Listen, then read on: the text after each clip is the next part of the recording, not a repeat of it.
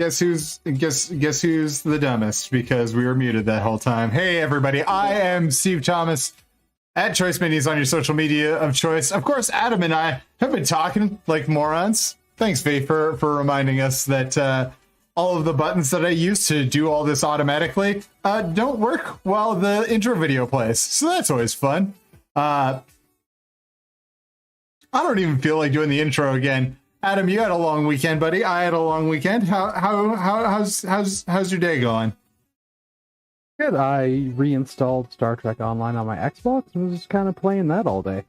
That's fair. More stuff for the Klingons dropped, and I am a fan of the Klingon Empire. Ooh.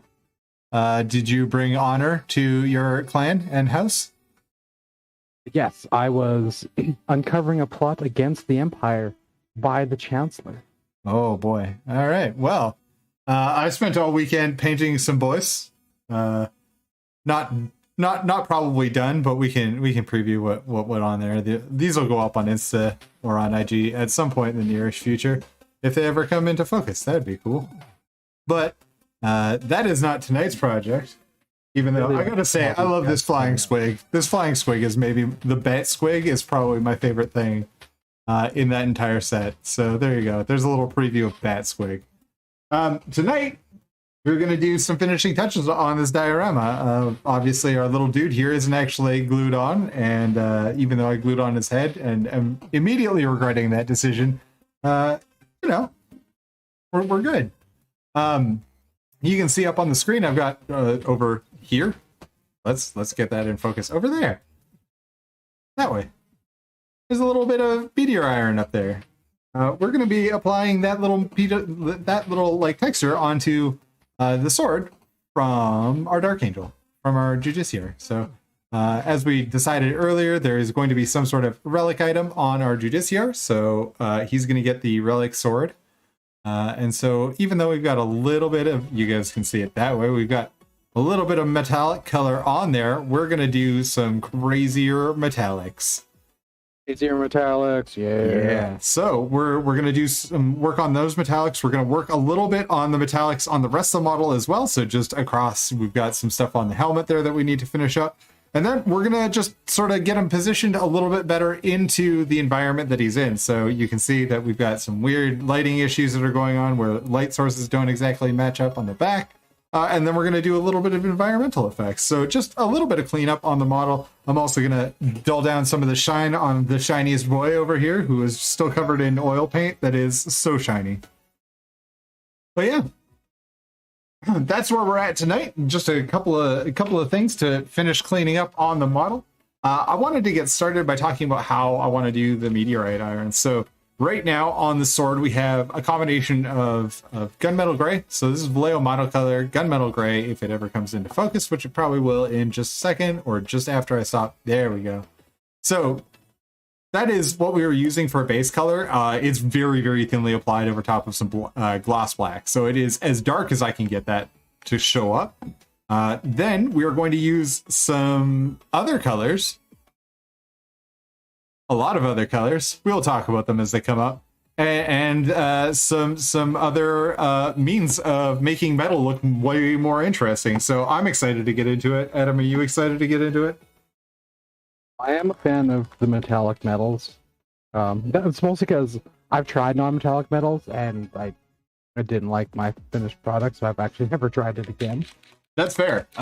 True metallic metal is, in a lot of cases, it's almost as much work to make it get to exactly the same place as what I do with metallic or non-metallic metals, because I am that guy. I like controlling where the light hits my model and how light renders on the model. So all of that makes things just that much more interesting when you're a control freak and are trying to make art pieces. And that's not to say that you can't stop before that, but yeah. We come over here to the palette. You can see in the tiny little corner there, we're going to be working through the palette right now. I'm going to put down a couple drops of our gunmetal, a couple drops of our pale burnt metal, and a couple of drops of white aluminum. And then I'm going to use these two Vallejo inks. So we have Vallejo Game Color Blue and Vallejo Game Color Smoky ink. We're going to use those inside of actually our other colors. The cool thing about Vallejo, almost exclusively all of Vallejo inks are very, very shiny. So we're not going to kill the shine that's in those metals, but we are going to get to tint them in different colors. This is because I want to have contrast of not only, well, we're working first with the contrast of color, just by dip my smoky ink. So it's 1 drop of blue, 1 drop of smoky ink. And then I'm also going to mix in, so this is AK Interactive Ultra Matte. This is something that is, we have our Orc of Learning here. I was using him as a test model earlier. You can see we got a little bit of meteorite iron going on his pauldron there. You can see the little pattern that shows up. So we're trying to recreate that like really cool crystalline geometry that happens with star iron. To do that and to make those differences really, really apparent, we killed the shine on some of this because that makes... Oh, that looks really good. Oh, thanks, man. I really like that color. Whenever I decide to move on to a different kill team or a custom chapter, that will most likely be a color I copy. Yeah, so it's a whole process because I'm dumb. So you can see I put a couple of drops of that Ultra Matte into both our gunmetal and blue mixture, which you can see being mixed up on. Oh, well, maybe not. Hang on, let's get that guy on there. So that's our gunmetal and blue mixture. So you can tell it is pretty blue. Wash out my brush quickly here. And then we're going to do the same thing with our smoke ink and the pale metal. Now you can see that that makes kind of a neat bronzy color. We're going to use that to our advantage. And I'm also going to bring some red into the game when we're using it, just so that we get sort of that like more oxidized iron, because this is the fun story about meteorites and why they were so prized in ye olde days of yore. They actually are really high carbon content, like star iron, meteorite iron, or star iron borders on being steel just naturally because of the process of going through the atmosphere. It carbonizes, and it was one of the only like natural ways to get high carbon Steel. high carbon iron. Actually, it's not actually steel yet. It is very, very close, and some of it could potentially have been steel, but most of the examples that we found so far are not truly steel, which is a weird thing to say, but like metallurgically there's not enough like martensite and austenite, if I remember correctly. Somebody who is an actual metallurgist will probably never show up and correct me, so I'm just gonna lie and say that it's not enough martensite, and the carbon and nickel content is a little bit low to make it actual steel. But as far as Ramses the second, the one pharaoh, have a dagger of meteorite iron? Yeah, it's actually, it's crazy because it shows up broadly across the earth, that heirloom items, and all the way basically up until the... Okay, there is some weird history that we're going to get into with steel if we want to, but basically up until... Up into the late Middle Ages, once we started developing large castles, we basically didn't have the facility to properly make steel because we didn't have forges that were hot enough. So that is part of it. What up, Sean? It's been a while, buddy. I'm glad you're back. Yeah, there's a like I'm one of the ancient Greek series I have that kind of a little bit tells like the Troy side of the Trojan War. Yeah. And the main character knows is actually one of the people, one of like the minor princes who escaped the fall of Troy after fighting on the Trojan side, and was one of the founders of Rome.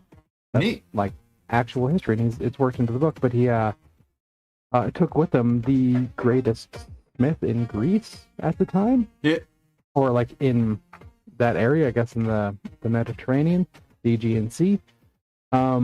And he was working on, he found meteorite iron, but he couldn't get his forge hot enough, so he spent a lot of the 3 novels trying to build a forge that was strong enough to withstand the heat he needed to get the rock at to melt it down.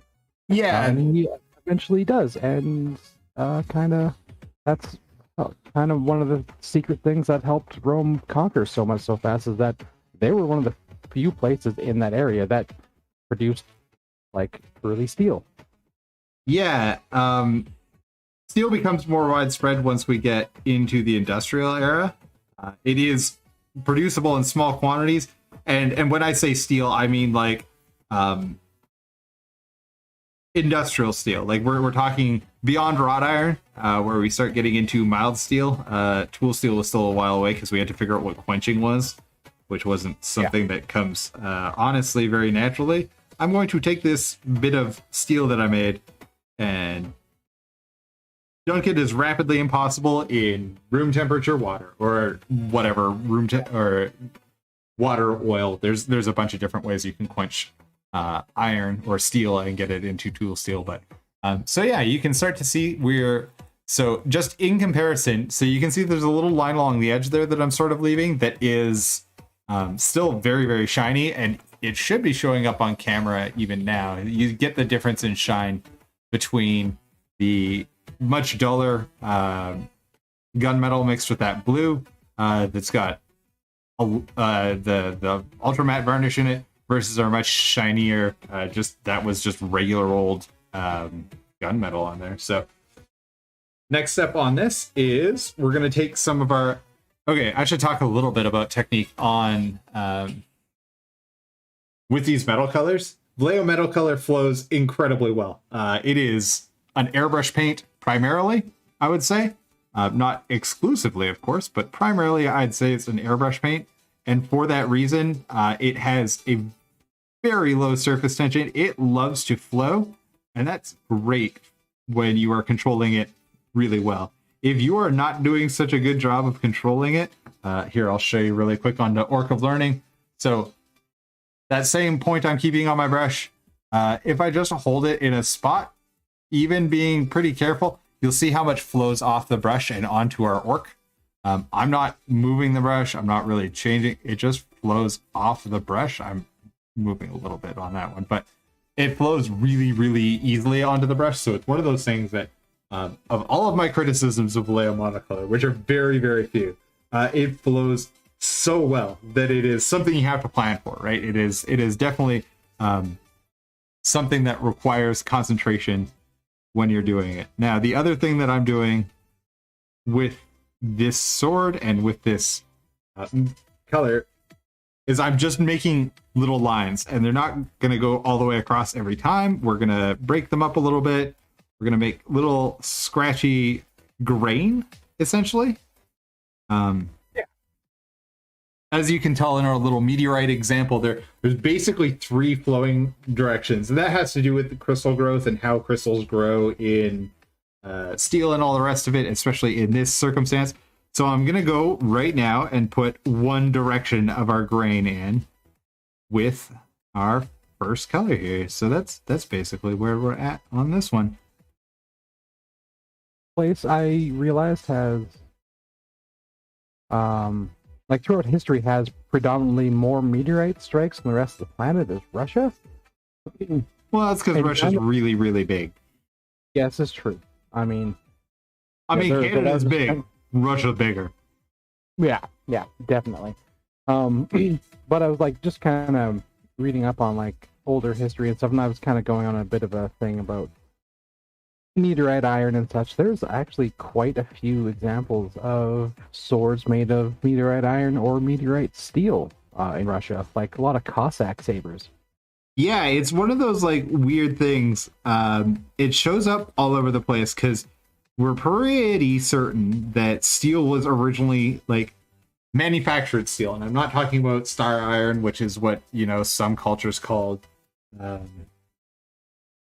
meteorite, like the steel that came from meteorites. But star iron came from all over the place. Actual steel itself, we're fairly certain, came from the Middle East, specifically from the areas around Damascus.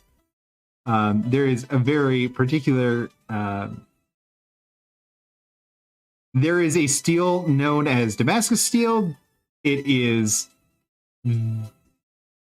extremely high quality and seemingly temporarily out of place, because the cool thing about Damascus Steel is it is pattern welded, which isn't something we would figure out how to do in the Western world. And by Western, I mean like outside of the Middle East for like a lot of time.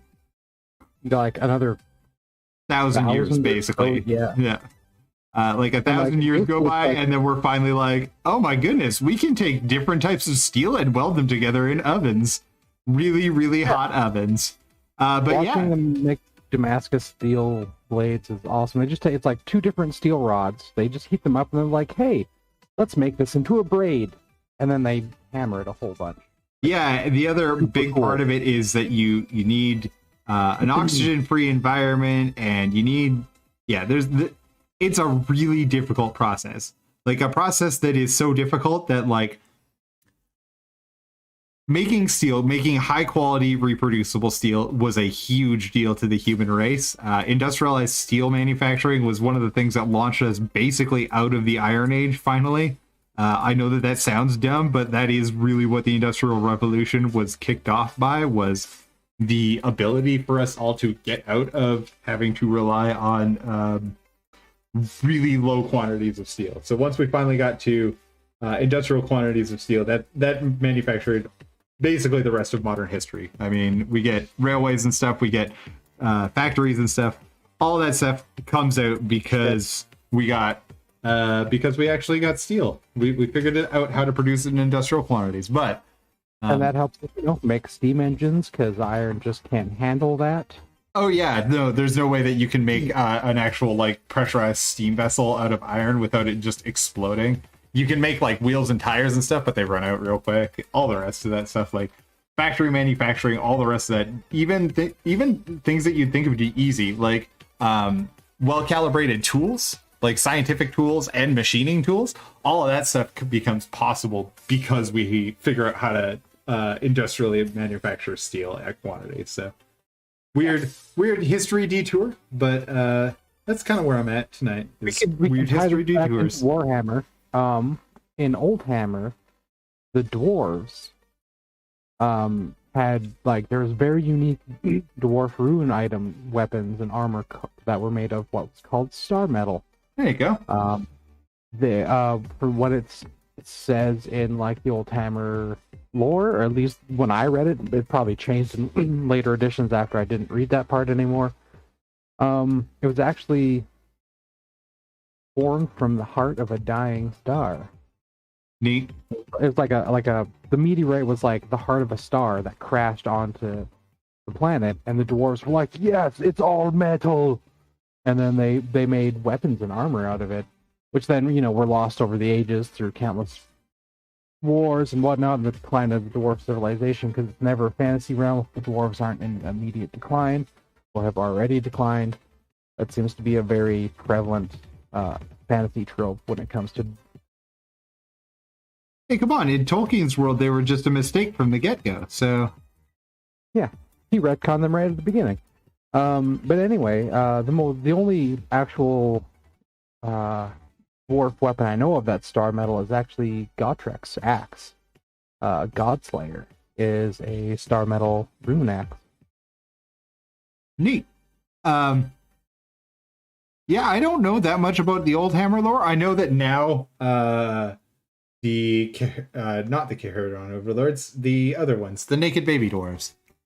Fire Slayers. Yeah, the Fire Slayers are all about the Urgold, which is actually something that comes from supernovas. Actually, our sun even produces a not insignificant amount of iron. So elemental iron actually comes... I don't know if it's gotten past or gets past the convection zone. Somebody who has more knowledge of probably astrophysics would know that than me. But our sun does actually produce a pretty significant quantity of iron. But until our sun gets much, much bigger, it will not produce anything past iron, because that is the maximum amount our sun can do, because gravity and the laws of physics pretty much limits our sun to being able to produce. Cool. Did you hear about that metal they made in space? They do. I don't know specifically what you're talking about, but we do a lot of experiments making metals in space, because crystallization in 0G is weird and different. It's like they made essentially they made titanium in space. Okay. And they're like, we can't really call it titanium anymore because the molecules they're so close together that they can't vibrate anymore, or like not vibrate as much as they normally would in like titanium that was created on Earth. And they essentially made adamantium.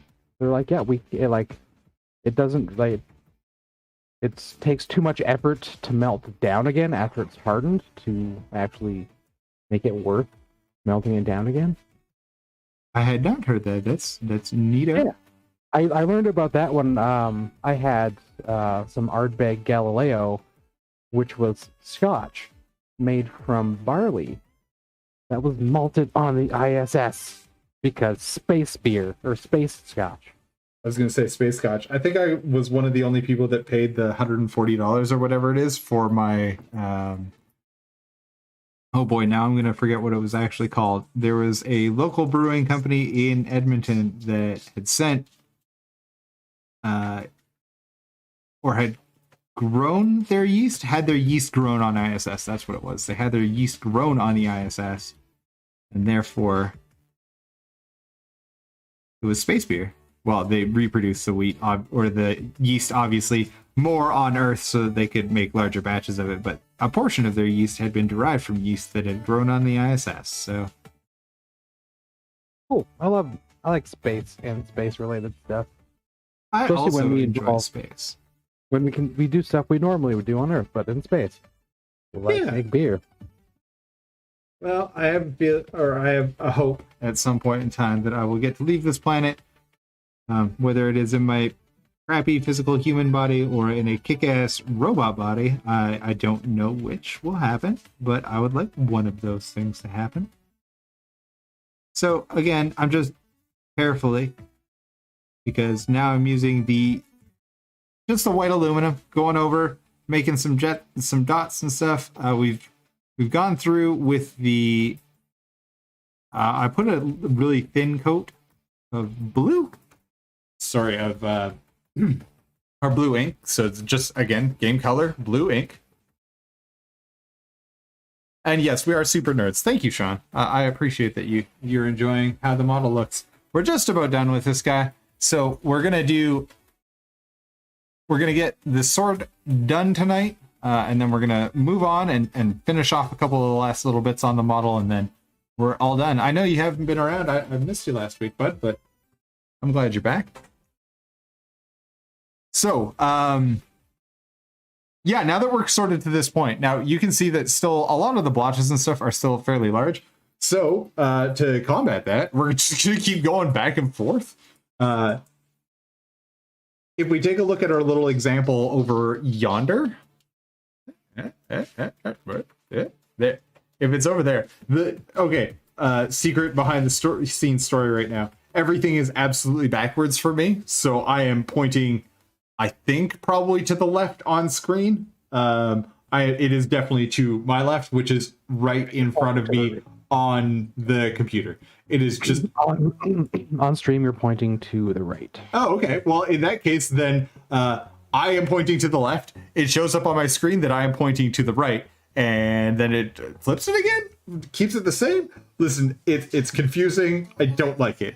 Regardless, we're now coming back in once more with our combination of this is AK Interactive's Ultra Matte, as well as our gunmetal Vallejo metal color gunmetal, and some Vallejo game color blue ink. And again, we're just putting in tiny dots and slashes. We're not trying to make it too regular. I mean, it is geometrically formed, so it does form triangles. It does have a 120 degree structure just because of how iron left to form in 0G will form large crystals, bloody blah. So we're just trying to duplicate that again in this sword. So even though we've got these like nice colors, we're just gonna go over them a little bit more and make it look layered.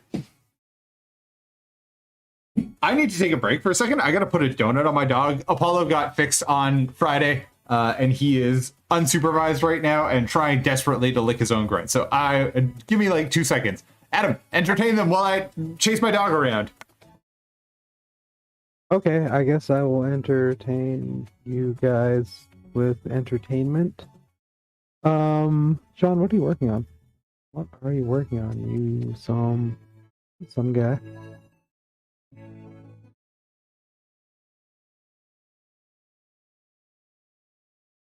This should move the. Okay, I'm back. I chased a dog. He's no longer licking his own groin. Nice. Yeah. I mean, not that it's that big a deal, but I just prefer it if he didn't get an infection on his. I won't say gaping wound, but on his incision. It's closed up and everything, so he should. And he's back to being a regular dog and everything again. So I'm just want him to be healthy. I want him to be happy and comfortable. On his orcs. Ooh. I do like your orcs, Sean. And if you want to share stuff with us, mini orcs is awesome. Yeah, they're the hardcore mini orcs. They are great. If you guys want to share your stuff that you're working on, you can DM me on Instagram. You can send it to our email address. It's just choiceminis@gmail.com. If you are on Twitch and joining us for the first time, cool. If you would like to join us on Twitch, we're just Choice Minis with a Z on Twitch. Or you can come and join us on the channel here on YouTube. Well, I guess I'm technically on both right now.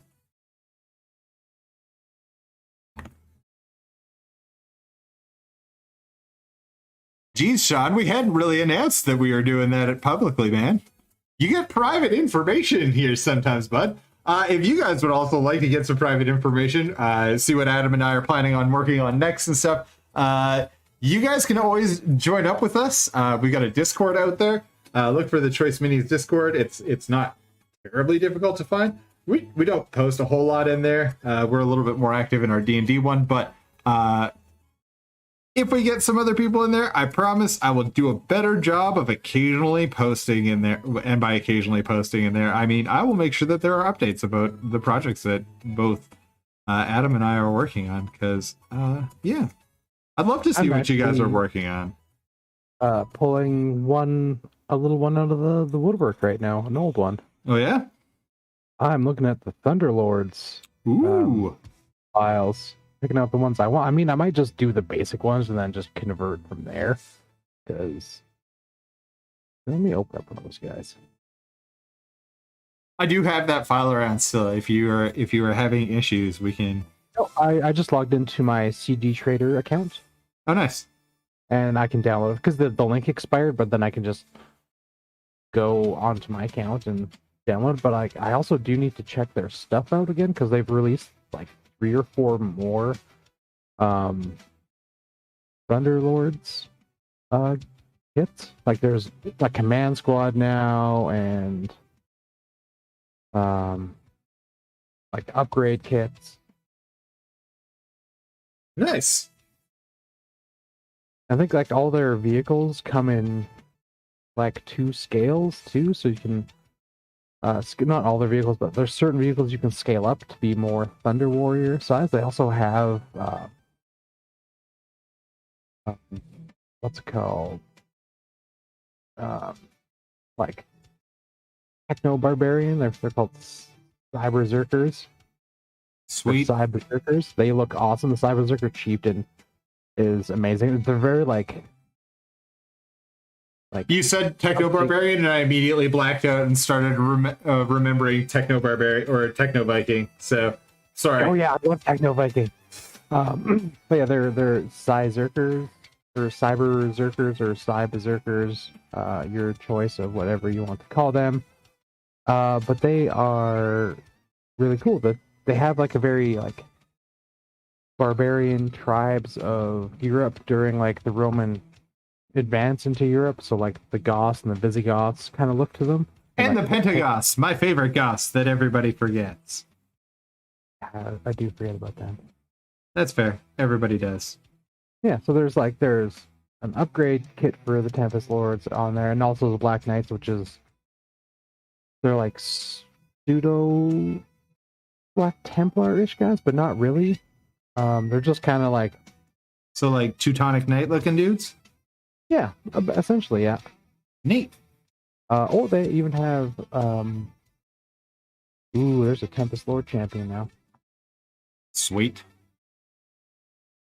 You should throw a link for that in chat so that other people can enjoy it as I paint entirely off stream, because that's who I am as a person. I will do that right now. I just have to. That is now hidden behind like all of like the 3D builder stuff, and that's fair. That is totally fair. I say these things and then I never do them because that sounds like work, and I listen. I like putting in the work, but I'm sometimes very bad at it. Oh, man, this Thunderlord champion is amazing. His armor is a little bit more Space Marine-esque because he would be basically. The term Primarch comes from actually the Thunder Warriors command structure, where their generals were called Primarchs.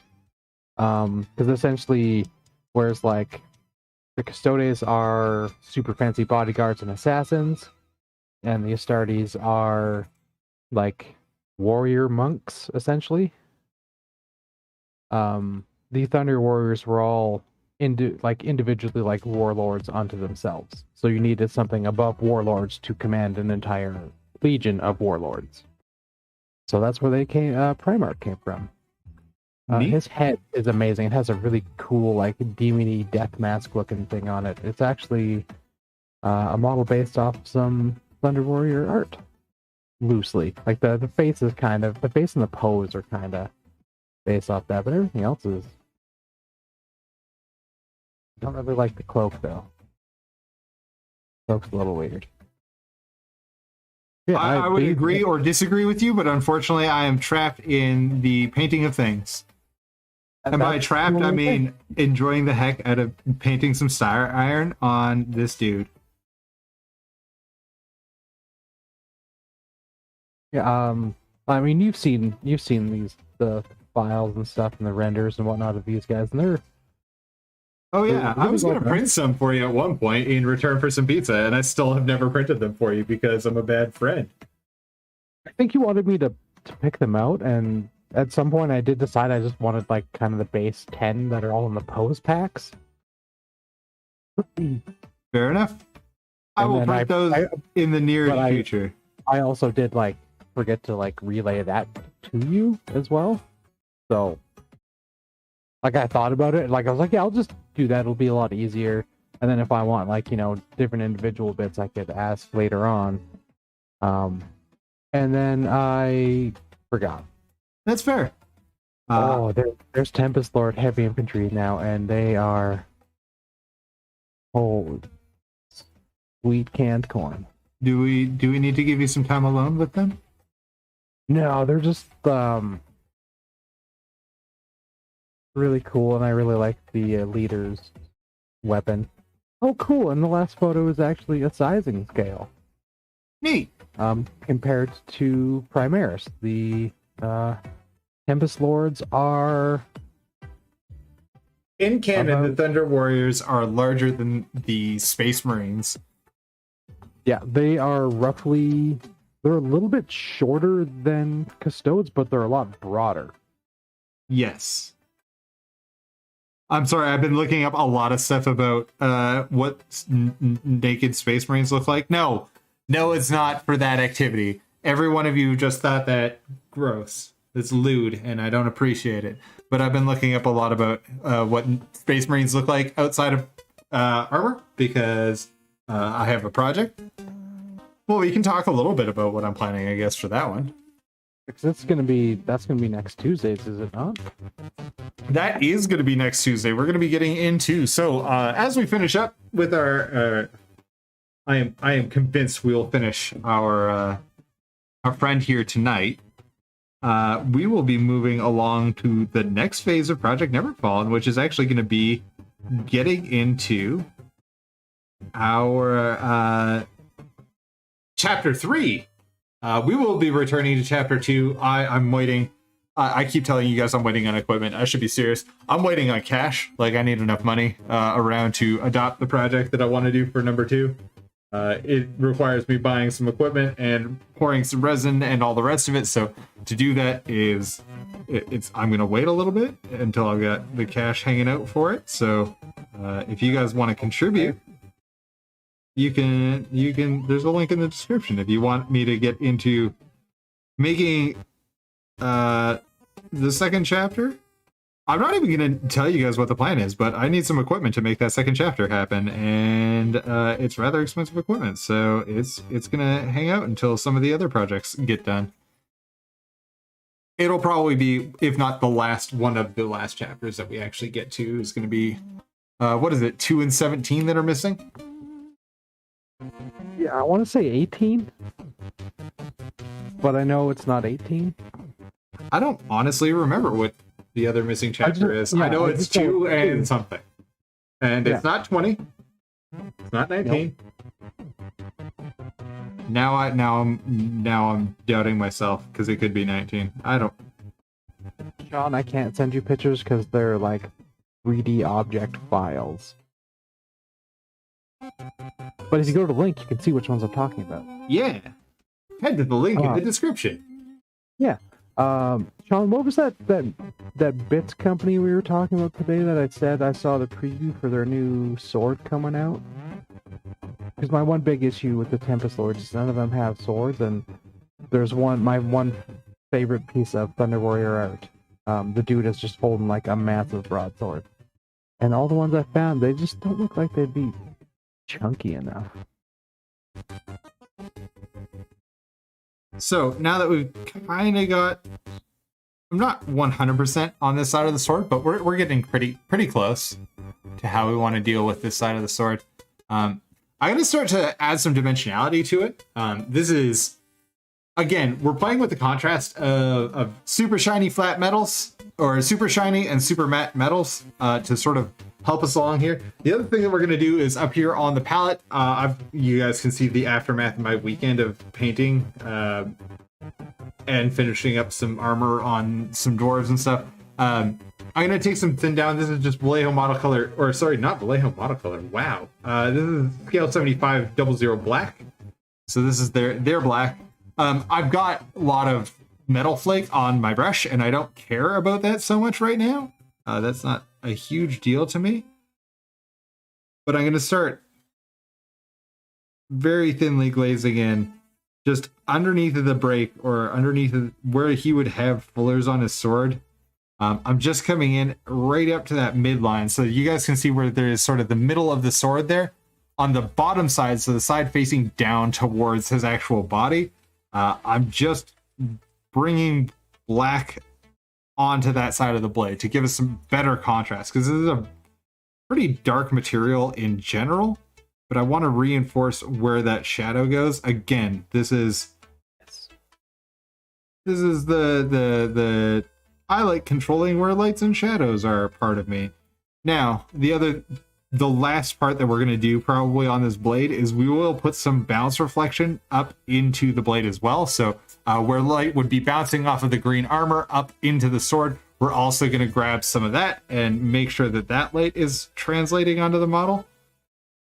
You guys can see on the palette just how thin this black is. I'm using it twofold. It's killing the shine entirely. This is scale 75, so there is literally no shine that escapes scale 75. No matter how much I thin it down, it is basically, it's going to take all of the shine off of that metallics. So that's going to be one way that we're going to see the differentiation. So you guys can even see right now, even if I tilt where you would normally be able to see some reflection off of it, you can see how black we're getting with that color. So that is perfect. That is where we want to be. We want it to be very, very dark under there. And then we'll work on how to get the green in there, because well, if you haven't seen the story on Instagram, you can go check my Instagram. There is a post about how I get the green onto this model, because we did not do the armor live on stream. So if you want to see how to do that, you can head over to my Instagram. Yes, Conversion World. That was the place that you were thinking of, Adam. It was. And yeah. I found their new sword, the Masterly Two-Handed Energy Sword version 1. And then the other place where I'm actually going to drop some of this black is right around, so we can see that there is the gold elements that are right around the handle here. And this is something that I'm going to do in other parts on the model, but since I'm finishing off this part of the blade right now, let's do it here. I am just dropping in black. We're just doing a little bit of a black outline on that element, because the super matte black that I'm dropping down is great for differentiating between those two materials that are very, very close in finish. So the gold there and then the matte black beside it is making a nice line so that you can see that there's a very definite transition between materials there. And yes, the grain on the sword is too big. It's out of scale, whatever. It's almost impossible to paint that to scale. So I'm not going to worry too much. I just want it to show through with some of the texture.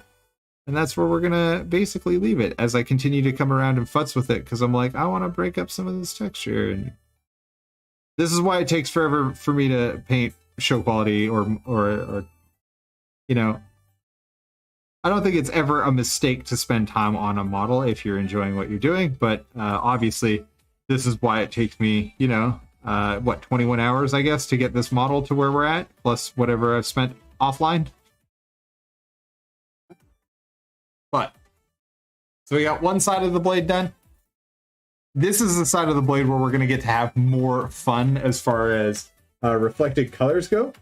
This side of the blade itself is going to be dark, except for where it is reflecting off of our dude's helmet. And we can see we got really bright reds like right next to the blade there. That's going to be super fun to do. I'm actually really excited for this part of the blade. So again, we're going to go in with the same pattern that we were doing before, just knocking in our little strips of, or our little like dashes of color. So again, this is pale burnt metal with some Vallejo smoke ink in it and some AK Interactive matte or ultra matte varnish. Sorry. And we're using those three things in combination to make sort of a, it's almost a rusty color. It's not quite rusty, but it is sort of bronzy as well. We're looking, you can see it in the palette there. It's not quite copper. It's kind of an oxidized copper color or something. Listen, the color that's in my palette, this guy right here, this is the one that we're talking about. This boy out here, he is doing some heavy lifting for us as we put that first layer of texture in. And then we'll come back in a minute here and add our second layer with our aluminum. And because this side in general is darker, other than when we're gonna get to put in our bounce reflections off of the helmet and off of those nifty neato sculpted feathers. Is there a term for something like that? I have no idea. I want to say like helmet swag, but it's not really. That doesn't seem like a word that they would have at that period of time. No, there'd be some weird gothic bastardization of swag. Right? Swaggereth? Swaginian? Swaginian would probably be closer if we're honest, but... Swaginian. Okay, well, we're gonna go with Swaginian. So, his red Swaginian, his red helmet Swaginian, we're gonna deal with that here and how it reflects off the metal, because that's gonna add just that much more interest to our model. So, and yes, I realize I'm talking about a man who is what is that, 2 inches tall, maybe? I don't know. Yeah, they're about 2 inches tall. I mean, I guess the reality is their heroic 32 millimeter scale, but I have no idea what any of that means, so. Heroic just means that everybody is buff. Well, I mean, isn't everybody buff in real life? No. Oh. Yeah. And I can't remember the 32 millimeter. It's like the 1 in 1/32 scale, essentially. See, now when I talk to scale modelers, and this is because I do talk to a couple of scale modeler YouTubes dudes, go follow Plasmo. He's hilarious. And yeah, at any rate, if you haven't, go follow Plasmo on YouTube. It's literally the greatest resource on the planet for scale modeling stuff. At any rate, when they talk about what scale we're in, they talk about it in a ratio of real life to whatever their fantasy or whatever their model is. So they'll talk in like 72nd, like 1 to 72nd scale, or 1 to 144 scale, or 1 to 50th scale, or whatever, right? Like 1 to 700 scale when you're doing like ships and stuff like that. And that's how they talk. And in their case, they call like minis, like board game minis and stuff like that, is typically thought of as 1 to 54, right? Yeah, that actually makes a little bit more sense. And then in terms of like model trains and stuff like that, because if you're ever searching for cheap terrain and you can set it in a relatively modern era, or even in some of like you know, the 1900s, that sort of stuff, just not like fantasy era stuff, you can get lots of cheap terrain from model railway stuff for relatively inexpensive, and they call what we do, it is not G, it is the one below that, and it's not HO, it's the one above that, and it'll come to me in like 4 seconds when I'm done talking about this, and it doesn't matter anymore. But yeah, there is a scale specifically that they think that we model in that is not 54th scale, because nobody can agree what size our dudes actually are, because they're, what, 8.5 feet tall and have the proportions of gorillas. So I don't know. Yeah, that is true. You can see while I'm waiting on other stuff here, I am going through and putting some little shiny dots on our rivets on our dude's helm. And then I'm also this is Eep. I'm also gonna put some of the, so this is white aluminum. This is just pure white aluminum from Vallejo Model Color. I'm just going through and the reflective sides. So these are the sides that are facing towards our light source, which is over here.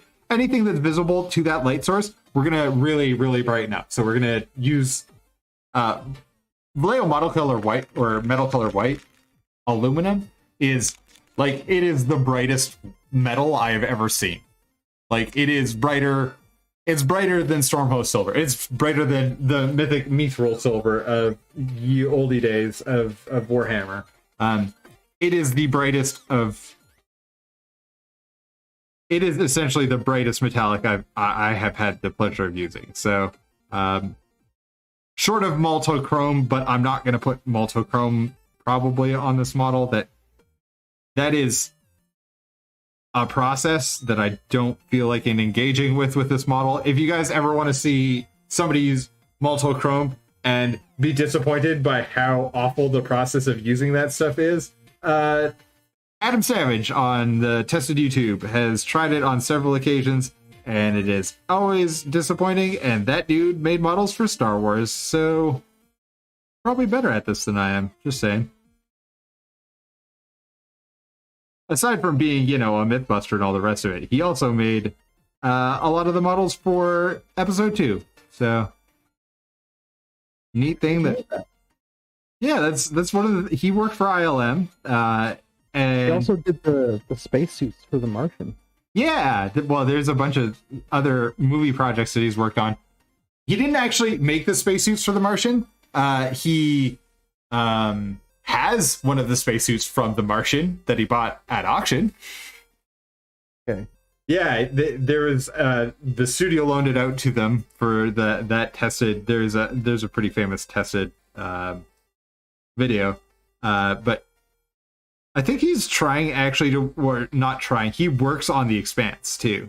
I don't know if it's credited or not, but he has definitely done some of the spacesuits for The Expanse, which is on Amazon Prime. Not that I'm shilling for Daddy Jeff, but like, it's fun. It's I like the books. The TV show is also really good, from what I hear. I haven't gotten the chance to watch much of it, so I've only watched the first season because I've also only read the first book. I do have the second book. It is in my pile, but I have not got to it yet. Totally reasonable. Again, I'm using this white aluminum. This is part of the love and joy of working and living in Calgary. We complained about this last week, but all of my metal colors that are in the pot now, like in my palette, are rapidly drying out. So we're gonna get to stop using them here in a second, which is why I'm sort of taking a tour around the model and finding points of extreme highlight on our gold. And also going to touch those really briefly, just giving them a little bit of a highlight. Time, Steve. Do you know what time it is? Is it time for the newsy news? It's time for the newsy news. News!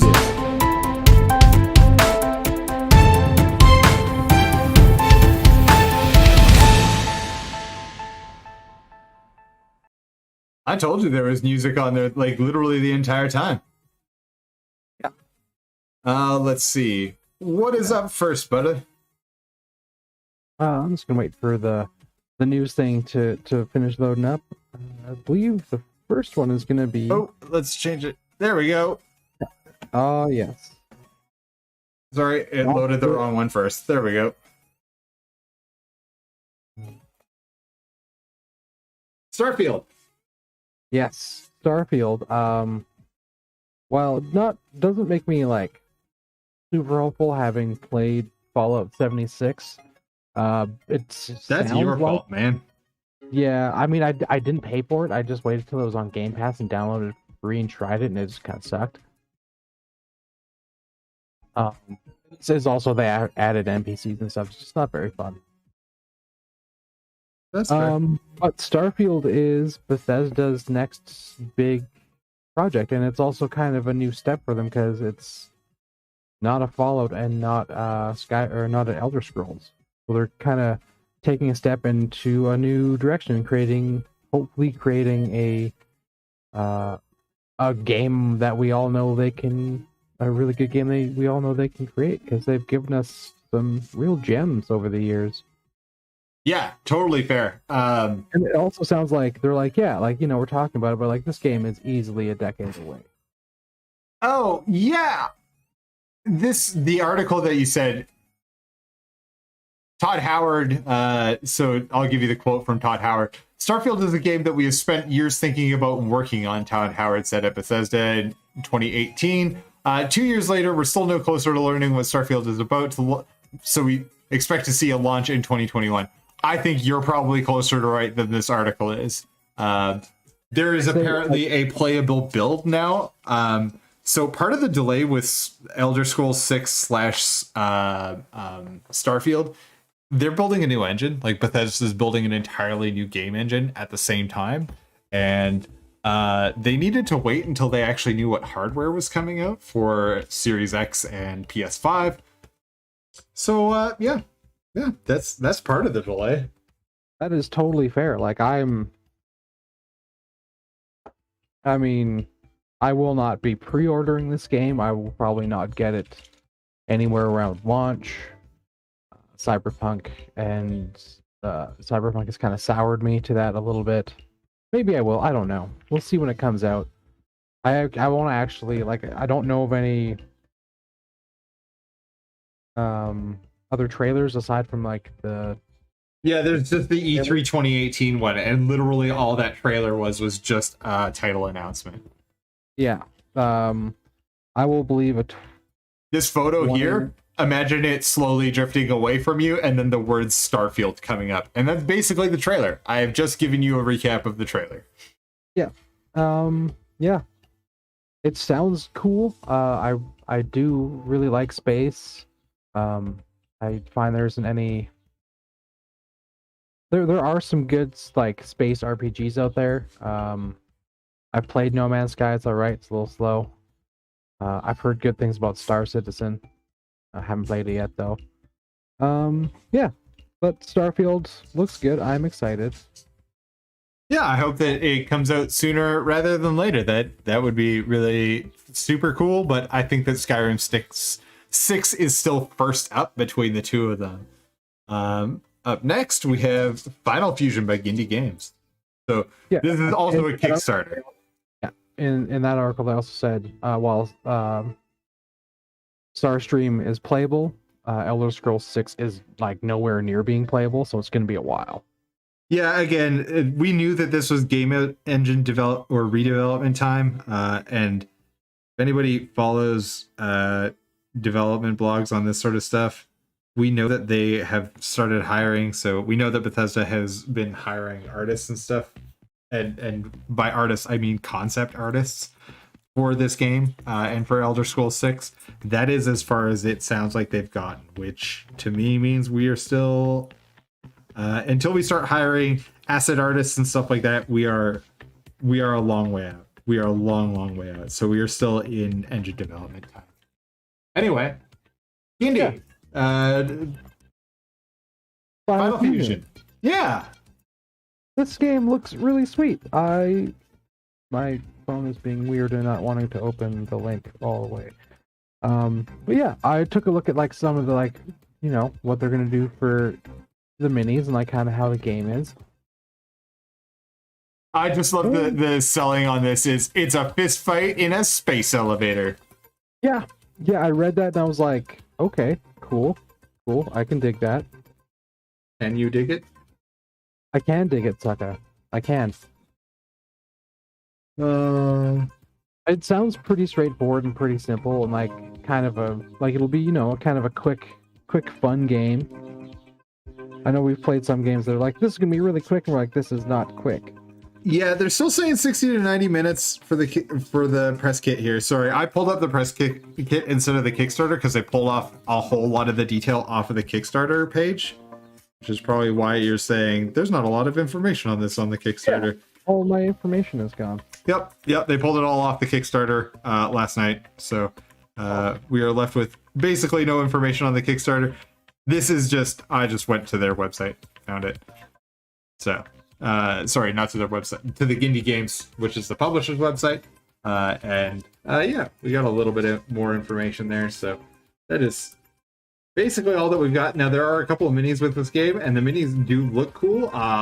They are metal minis in the render, which I'm hoping is just, or sorry, not in the render, in their prototype shots, which I'm really hoping is just the prototype shots, because there are a lot of minis in this game, and that seems like a mistake. If we're going to be doing metal minis on a mini heavy game, that is something that has not happened in 10 years. I don't think that we've had a game released with metal minis in a long while. No. Normally we end up with crap plastic. Sometimes we end up with decent plastic, but we don't often end up with metal. Not for a long time. Yeah. Which is why it shocked me that was what we were going with on their website. So I was like, okay, I guess if that's what you guys really think you're going to release in, but I just think that it might be that they are prototypes. So it could be pewter prototypes or yeah, probably mold prototypes. So they're looking at their manufacturing process and getting back prototypes in a variety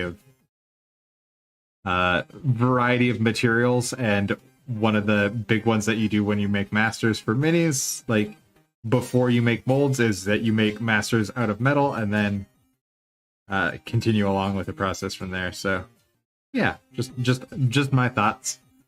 Other than that, yeah, it looks pretty neat. Yeah, one of the models is humanoid triceratops with a laser gun. Yeah, people always get me with the humanoid triceratops. That is one thing that will make me buy almost anything Blood Bowl. Yep.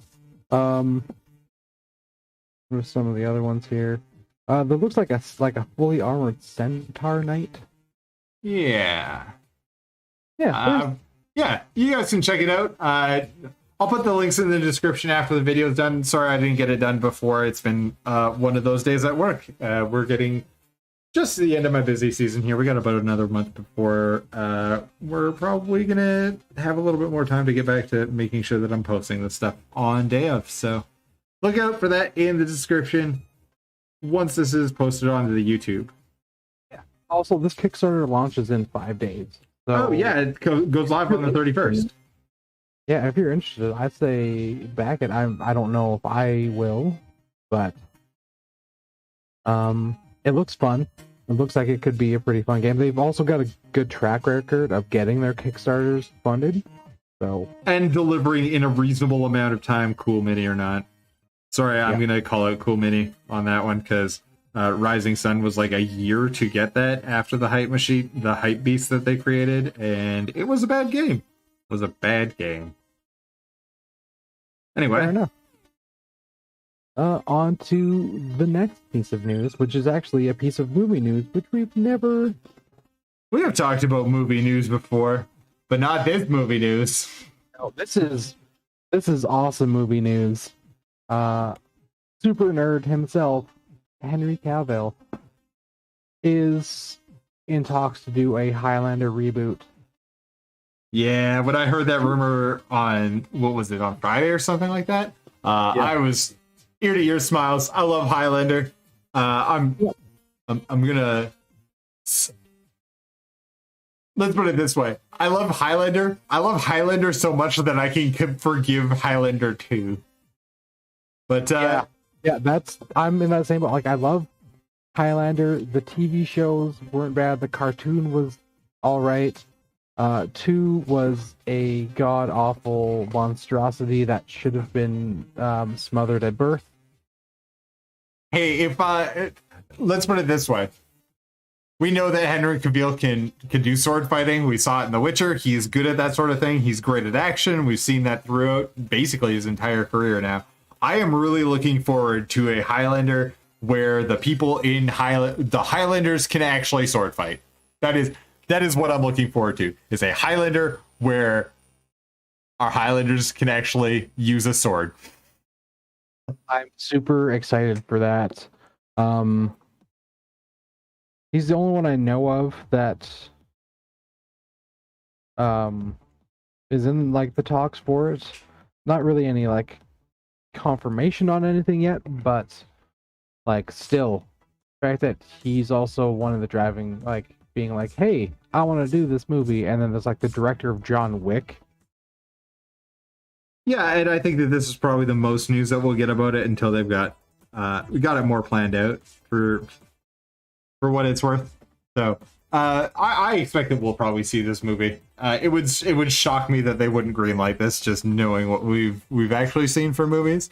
If nothing else, I'm sure that Amazon owes them a favor or two for The Witcher. So I'm also, I mean, he's getting paid several million favors by Amazon, but like they got Bezos money. It's fine. Daddy Bezos has got him.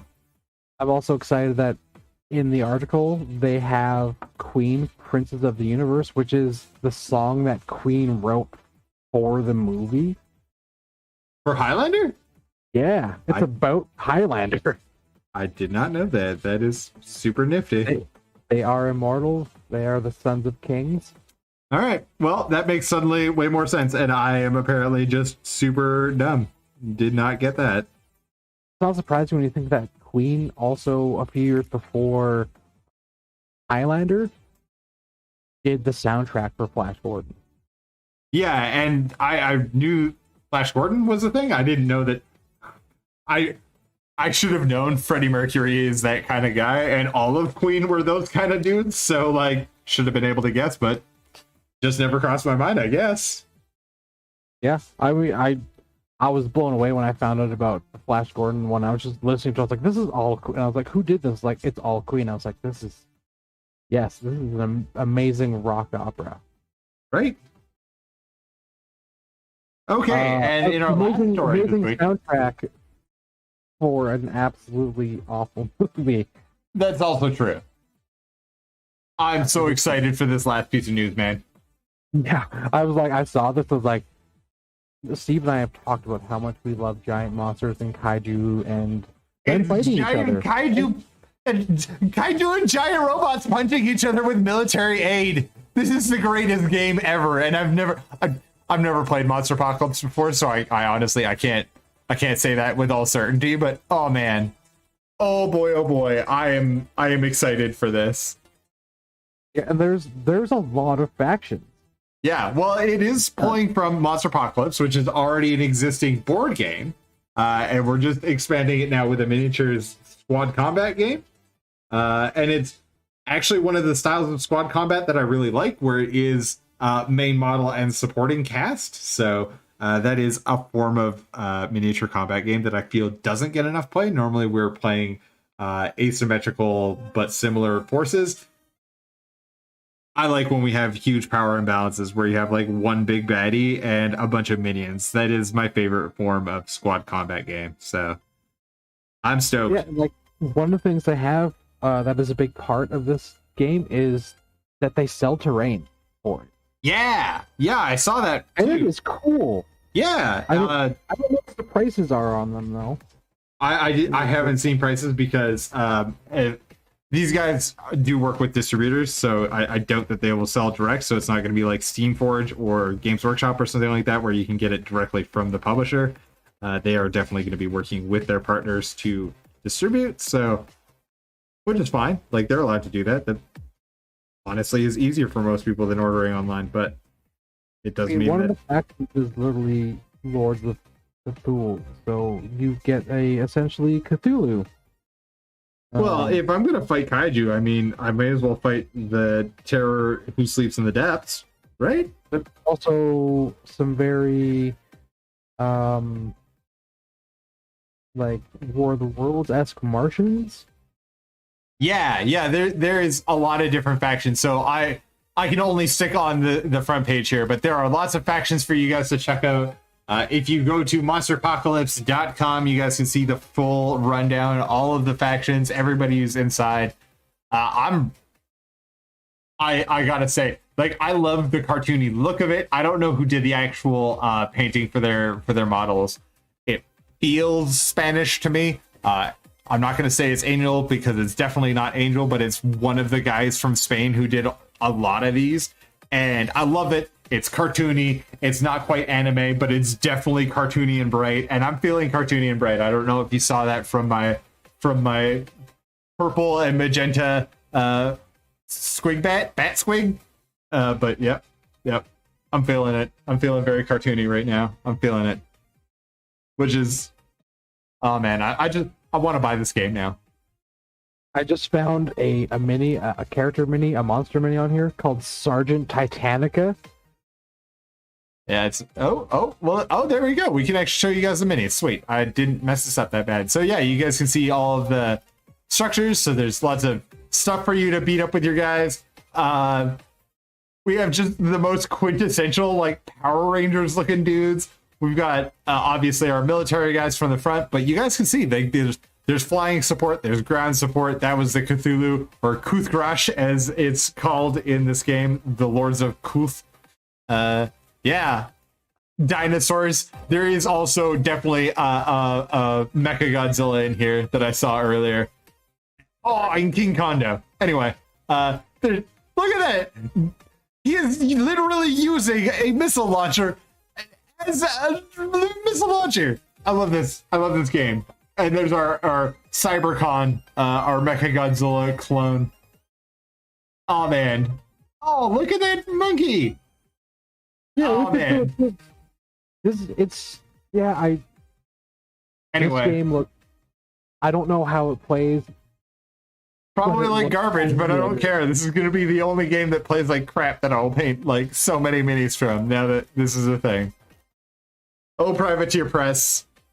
I had almost escaped you, and yet here we are being drawn back in. Privateer Press is also the publisher War Machine Hordes. So I was trying to remember what it is, but it's War Machine Hordes. So yeah, Monster Apocalypse the miniatures game. I'm super stoked for this. This looks just like again, I'll go back and watch the actual like movies and read the rules and stuff, but like I feel like we should paint some of these on stream. Oh, definitely. I definitely want to paint me some giant fighty robots and some crazy monsters. I want to paint the monkey who is holding a missile launcher as a missile launcher. And all of his like cyber ape infiltrator oh man. Like I do love the whole militarized communist monkey force. The Empire of the Apes. There's apes with jetpacks. There are apes with jetpacks. Yeah, assault apes in like it's super smart gorillas in essentially like alien-esque power lifters. Okay, well I can only be so excited for something. There's an entire dinosaur faction. This is lovely. Everything about this is great. If somebody knows, if somebody's like, man, this game has been around forever, where are you? This is the sort of thing that I need you to show me. If you're going to tag me in things on Instagram, this is the sort of thing that I need to know about. Like, that is the actual, like, not actual, but pretty close to the, like, Tokyo Tower. They're, like, weird Eiffel Tower clone in Tokyo. Oh, boy. Anyway, okay. I'm just gonna spend the rest of the time just staring at other people's models. I can't. Well, I got it. later. We will continue watching them later. Okay, so I've been doing a little bit while we've been off cam. One of the things that I wanted to do was I wanted to just extend where we had our green. So if you look at our model from this side, we got a lot of deep blues and stuff that are actually the colors that I painted this model on this side. We used some inks to create the green on this side of the model, or on the light side of the model. I just wanted to extend those around a little bit and saturate up some parts a little bit more.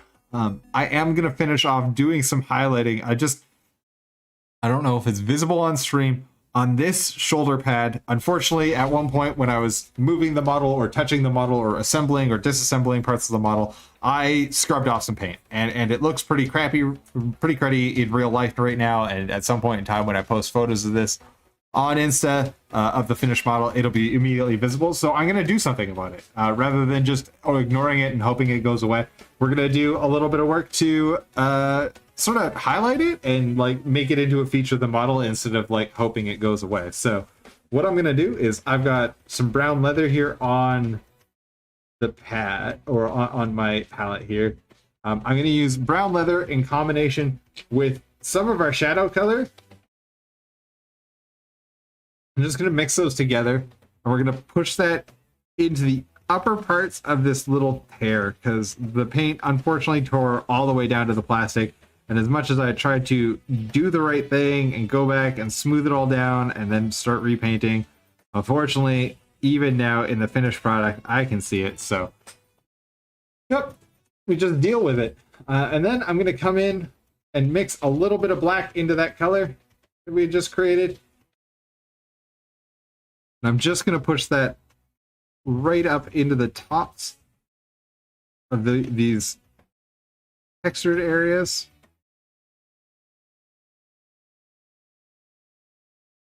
And then using white sands, which is our highlight color for this model, with a little bit of, I do have some here. It's like, do I have some bearing blue?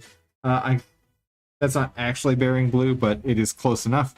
I'm going to use a little bit of white sands and bearing blue together, and I'm just going to outline the bottom of this tear so that we've got some dimensionality to it.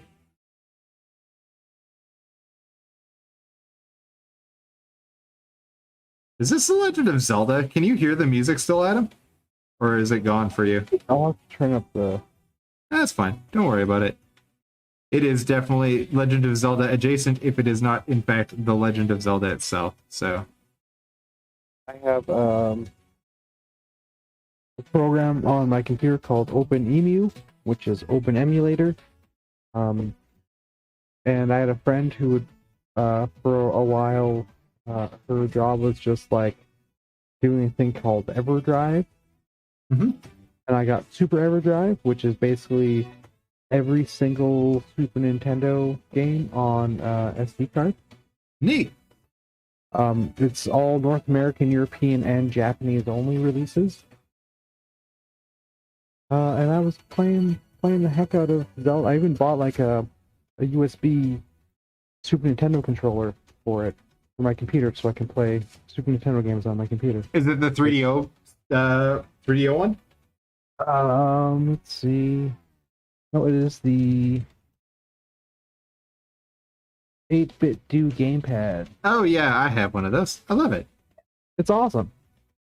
So, you can see what I did there, or hopefully you can see what I did there. It's going to be a little bit dark, but you should be able to see it. There you go.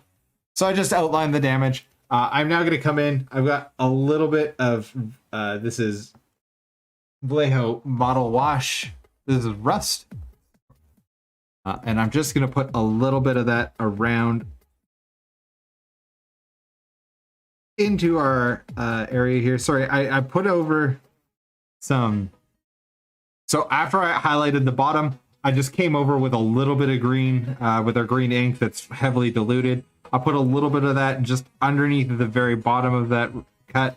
I put some rust in there, and then I'm going to come back in one more time with our shadow color and just really clear up the top there. Just right at the very top of where the texture is. Sort of outline the fact that this is a three-dimensional flaw or blemish in his armor or something like that. Like just something hit the armor, so it's got a little bit of a hole in it. Rather than trying to hide from the fact that I've got weird texture going on the model, just lean into it. Like I could have stripped that part and sanded it down and all the rest of it, but there are so many hours in the day. I want to get those hours doing things I want to do, not the hours into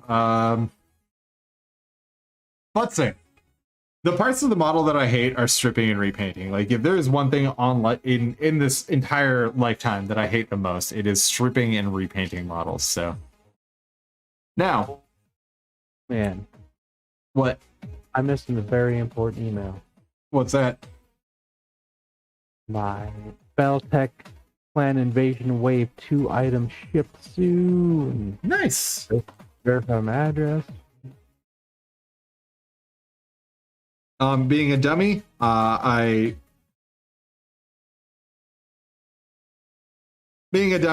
combined close cell EVA foam with super glue. Cyanoacrylate does not like EVA foam; it will melt it. So I'll just take a second here and clean up the residue off the bottom of this guy's foot, and then we will place him back onto the model as I break his arm off. Because again, I'm a fraud. That's not true. I'm not that much of a fraud. I was just putting my hand in an unfortunate place. Really, I'm not a fraud. Like, look at that. This guy looks pretty sweet. Now that he's armless, look at how cool his armlessness looks. All hail Lord Armlessness. So I'll reattach his arm here in a second. We're just going to get back to the pose that he was in before. There we go. About like that. Okay. And again, these things are just glued on with super glue. This isn't a gaming model, so I'm not worried about like pinning it and all the rest of it. We're just going with what we got. We're not going to be super concerned about making sure that this is super secure, because as hopefully after tonight, we basically won't touch this guy anymore. He will be done. So I mean, I'm really liking how this whole diorama and everything is. Well, good news. We've only got 19 more of them to go. So we might actually take a short break on Never Fallen before. It might not be next Tuesday when we start up our Emperor's Children. Just, I'm not going to lie to you, the big part of the Emperor's Children that I'm still having trouble with is finding an Emperor's Child. You guys will understand more as we get... heck, I can talk about it right now.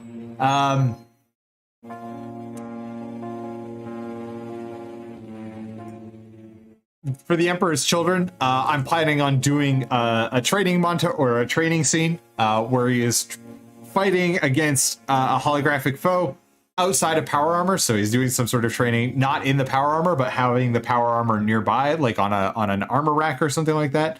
So part of it is that I am both creating the rack for the power armor, as well as I want to have just the actual Emperor's Children, because he's perfected his body. I feel like if anybody has perfected their body and is loving staring at themselves in a mirror or something, it's definitely going to be an Emperor's Child. So we're working through that sort of thing, and I'm still sort of like trying to figure out how exactly to get the model and stuff. So if anybody out there has a good hookup for how to find not a nude, but a out of power armor Space Marine in a 3D model of some sort, or even like guides towards somebody who could help sculpt that sort of thing. I am not a good 3D modeler, or at least not good enough to take on that particular project. So if you guys happen to know of anybody, I would love to talk to somebody about how to get it done, because that is my thoughts for the Emperor's Children. Oh, I'm having issues with glue now.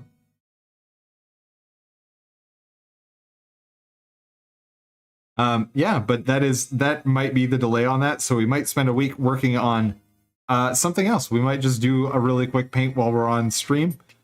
Find out a project. If you have anything that you'd like to see me paint on stream, I would love to hear your guys' suggestions. I would be really excited to hear a suggestion on what you think I should paint on stream, because I love you guys, and would love to hear from you. So You guys can tell we still got a couple of little things that we're going to be working on tonight. We got to get obviously some writing onto our warrant / declaration there. We got to get a little bit of writing. We got some purity seals that we need to finish off the writing on, just right there and right there, as well as on the warrant there in front. But yeah, and then we've got a little bit of work we're going to do on the base of the model as far as tying our dude in our Dark Angel into the model and tying our Fallen into the model a little bit more. They look relatively clean compared to our super gross, very broken up cathedral. So we're ruins of some sort. I assume it's a cathedral because like Dark Angel. But in the meantime, we're going to take a little bit of a break. We'll be back in about 10 minutes. I'm just going to give the super glue some time to dry. And that arm is not in a position it should be. Wowie zowie. Wowie. Wowie zowie. This is a problem of doing things on stream, folks, is I'm just going to, well, we're going to continue to mess this up and make a giant mess and see if we can't destroy this model at the last possible second. Just before we call it quits, we're going to see if we can just make a bloody mess.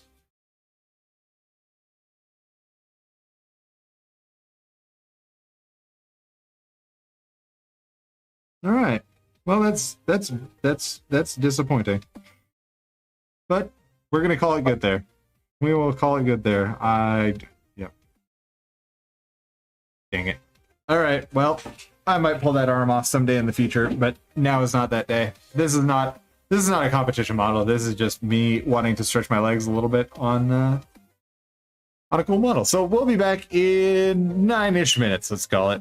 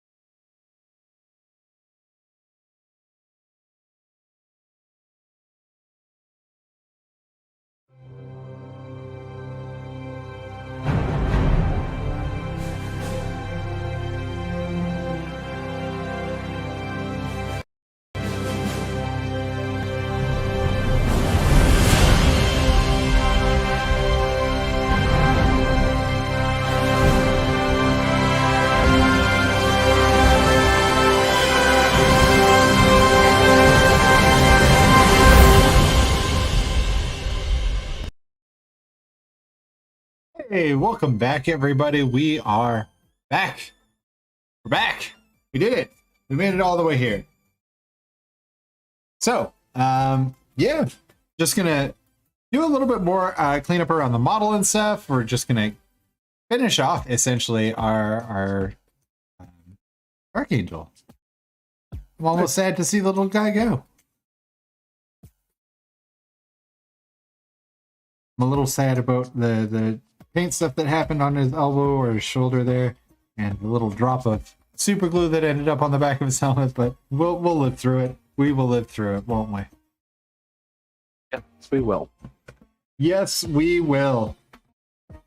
Speaking of which, I want to... Oh, geez, I should have done this when we went on break. I gotta go dump the water, because I'll show you guys my brush washing station. If you guys want to purchase one of these, you can go to tristminis.com or tristminis.ca, grab one of your own. But if you guys want to take a look, we got lots of metal pigment in there, just lots of mica flakes. So many mica flakes. If I dip my brush into this, that mica is going to get everywhere, and we will have a much shinier boy than what I want. So I'm going to go dump the water here real quick. I'll be back in like 2 seconds, guys. Sorry.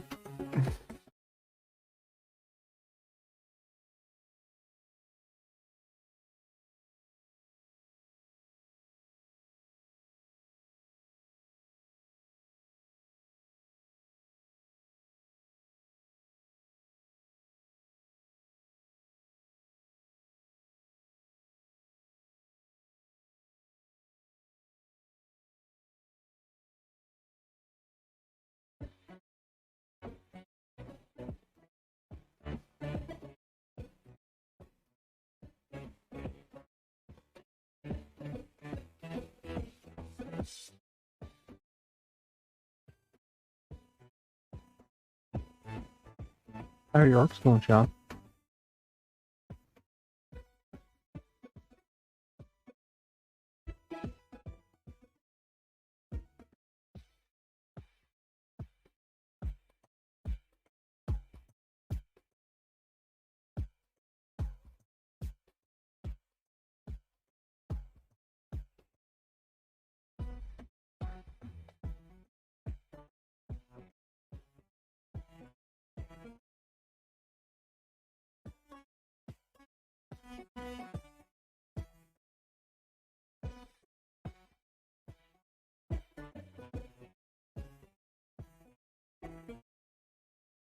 Steve, I'm not sure if anyone can hear you.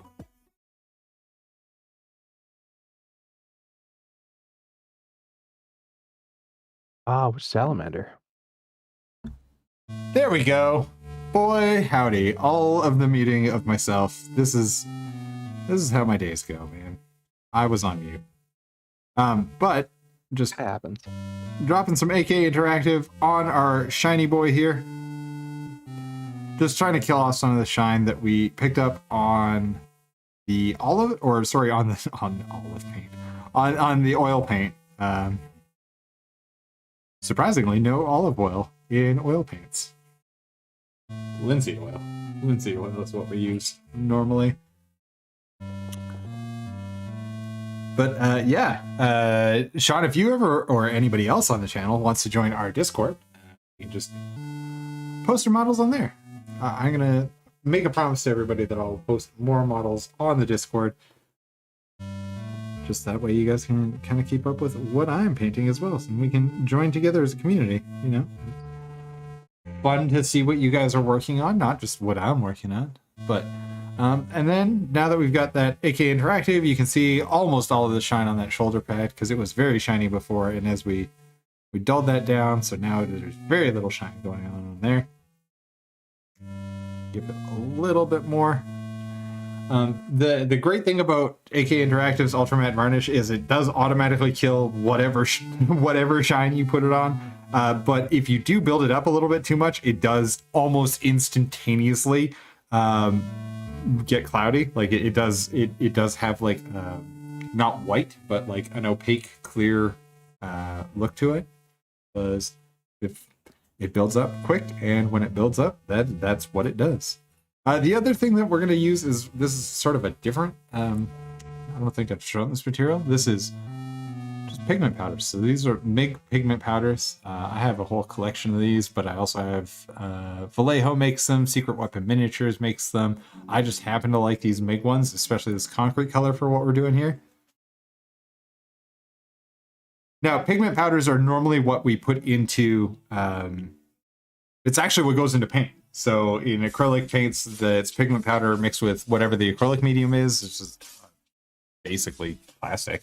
But this is just a dry form of that. So I'm going to use some of this to help define the direction of light on our model and also tie our dudes to the environment that they're in. So we have some very, very warm highlights, and that was what we were trying to do, is we were trying to get the warm color coming from a direction and then have the cold color in our shadows. So we used a lot of Payne's gray. So if I take a look at the diorama from this direction, you can see there's a lot of Payne's gray all the way through, or in the case of the actual shadows on the model, it was a combination of abyssal blue and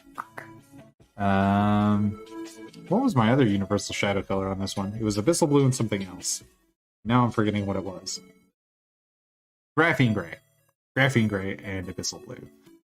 But with this concrete, what we're doing is we're actually going to be bringing essentially dust to the model, which is gonna, and what I'm using is gigantic makeup brush. This is a very, very soft brush. We have a very, very small amount of pigment on it, and I'm brushing it in a single direction. So I'll try and do that while it's actually on camera as opposed to wherever the heck I feel like it. But what we're doing with this is we're basically buffing this onto the model and onto the base at the same time. So we're keeping it in the direction of the light. So our light is coming from the top of here, like towards, basically out of the camera and down onto the model. So you guys can see it kind of like that. We're going to use this concrete first with this larger brush, and then I'm going to grab a smaller brush and we'll use it there as well to sort of start creating a real direction to our lighting. And again, you guys can see, so all I'm doing is I'm pouring a little bit, it's kind of under chat there actually. I'm pouring a little bit of it up onto I've just got some paper towel down tonight. And then I dab it up into the makeup brush. And I'm actually getting the majority of it out of the bristles of the makeup brush. So there's just a little bit in there. I'm working it into the bristles of the brush. You can see the bristles don't look particularly loaded.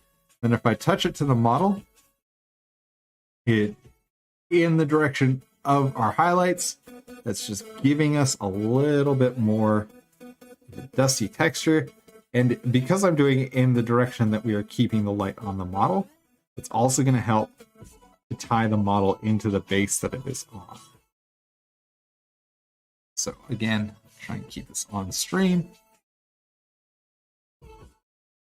The point of this is to give some directionality to our highlights. Now, the places where I'm going to be a little bit heavier with this is going to be on these actual pillars themselves. I'll get quite a bit on there.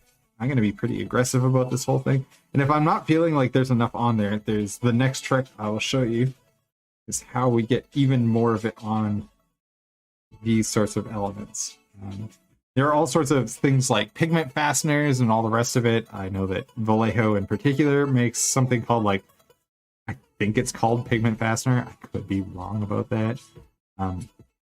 You know what that stuff is? Metal varnish, or it's literally just matte varnish. So I already own one of those that I like quite a bit.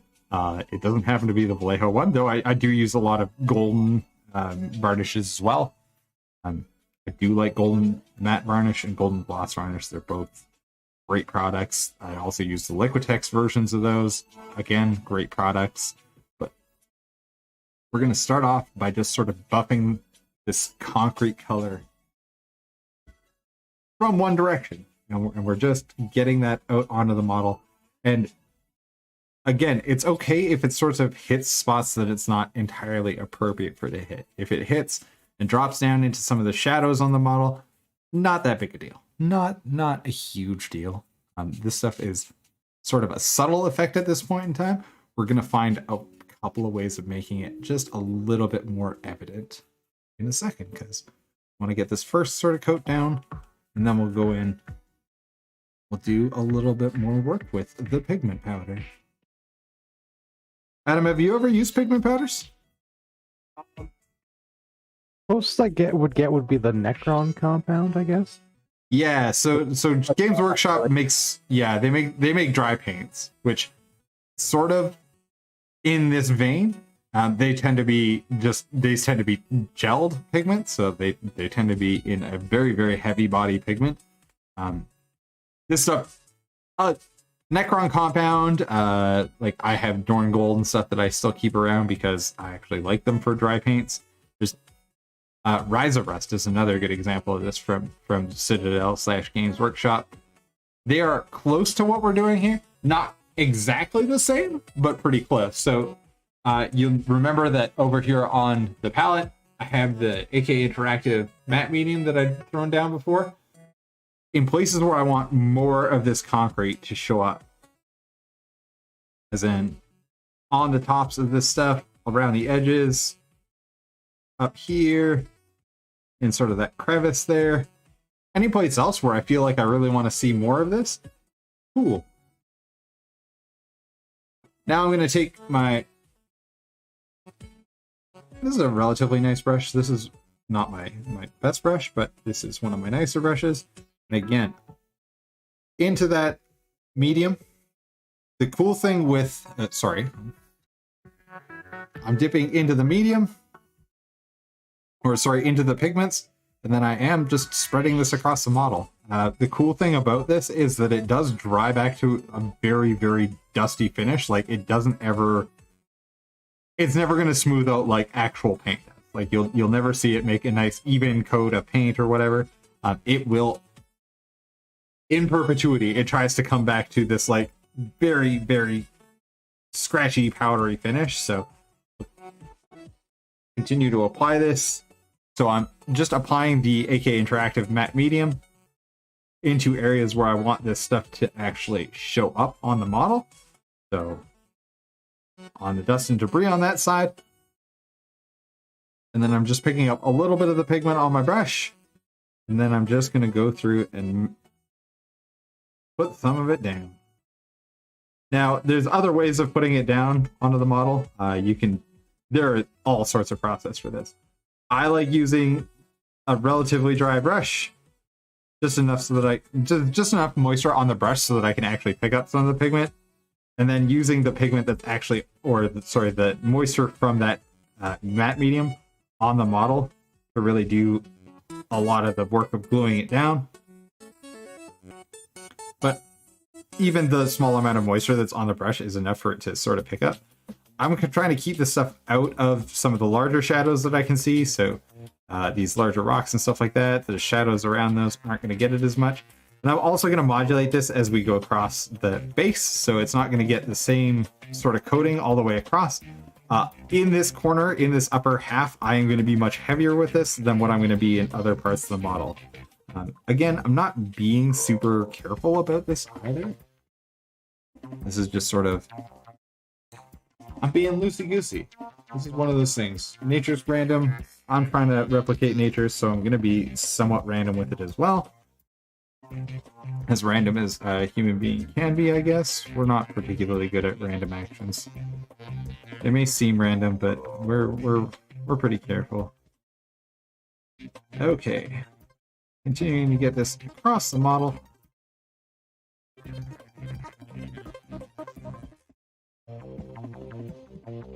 Oh, I can't wait until we get to salamanders. Not that I'm not enjoying our Dark Angel friend here, but oh boy. Salamanders is one of the ones that I have a very, very clear idea for already, and I can't wait to get to it. Because our good guys need to be good guys, right? Yeah, they are like... They are the closest to actual good guys Space Marines yet. Right? Not to besmirch the Ultra Smurfs, but the Ultra Smurfs are not the good guys. No, like the Space Wolves, to an extent, share similar beliefs as the Salamanders as regards to like the everyday Imperial citizens and the Imperial Guard. They really don't like how they're treated. Yeah, but they're werewolves, so Their Yeah, opinion that's true. matters less to me than you would imagine.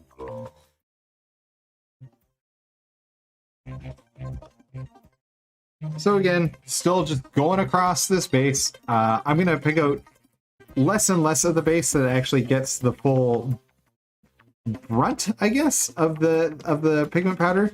So while I am still going to spread it across some of the more raised areas, I'm not necessarily going to be putting it quite as intensely. And this modulation across the base, so where we're getting, you know, nice bright brights towards this front side, is going to eventually modulate down to not a whole lot as we get towards the back end of the model here. So again, we're going to tie this together. You guys can already see where it is drying up. It turns back into this like powdery, not smooth at all finish. And that's kind of what I'm looking for. But as we modulate towards the back of the model, again, less and less of that is going to happen. We're going to be applying less and less of the matte medium. We'll be applying less and less of the actual pigment itself.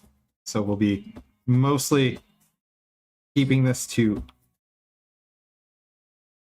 large surfaces, to very particular rocks and stuff like that, but we're not going to keep it as being a huge part of the model, because we do want to modulate, right? As we get closer and closer to that fallen guy, we want it to feel darker, we want it to feel less and less like it is in the foreground or in the Emperor's Light, I guess, is sort of the metaphor that we're going with this one. The Biggie does not favor the fallen. The Biggie does not like the fallen, so they're going to appear relatively in darkness.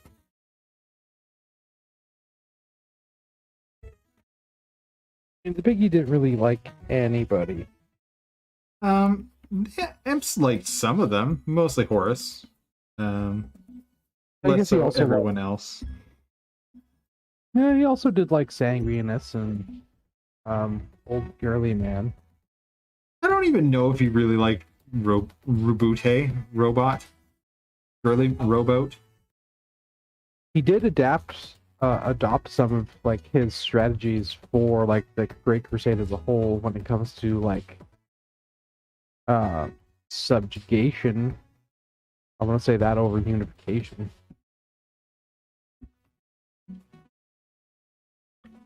I mean, I can't argue, mostly because a lot of my lore has to do with heretic Astartes. I like me some heretics. I know, send the Inquisition. But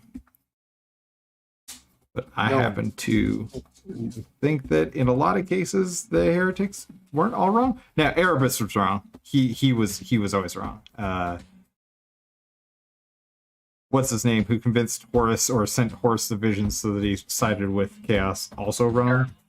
Sorry, And that's Erebus. You're thinking of Loga. Oh yeah, no, and Angron, and there's lots of them that I'm not a huge fan of. But Angron, I get why he was so mad and why it was so easy for him to like, no, I'm on Horus's side. Why? My dad's a dick. Yep. Like he literally helped all of my other brothers out, and I asked for help, and he was like, nah, and then kidnapped me. Yeah, see, it's just Biggie wasn't a hugely great father. We'll put it that way.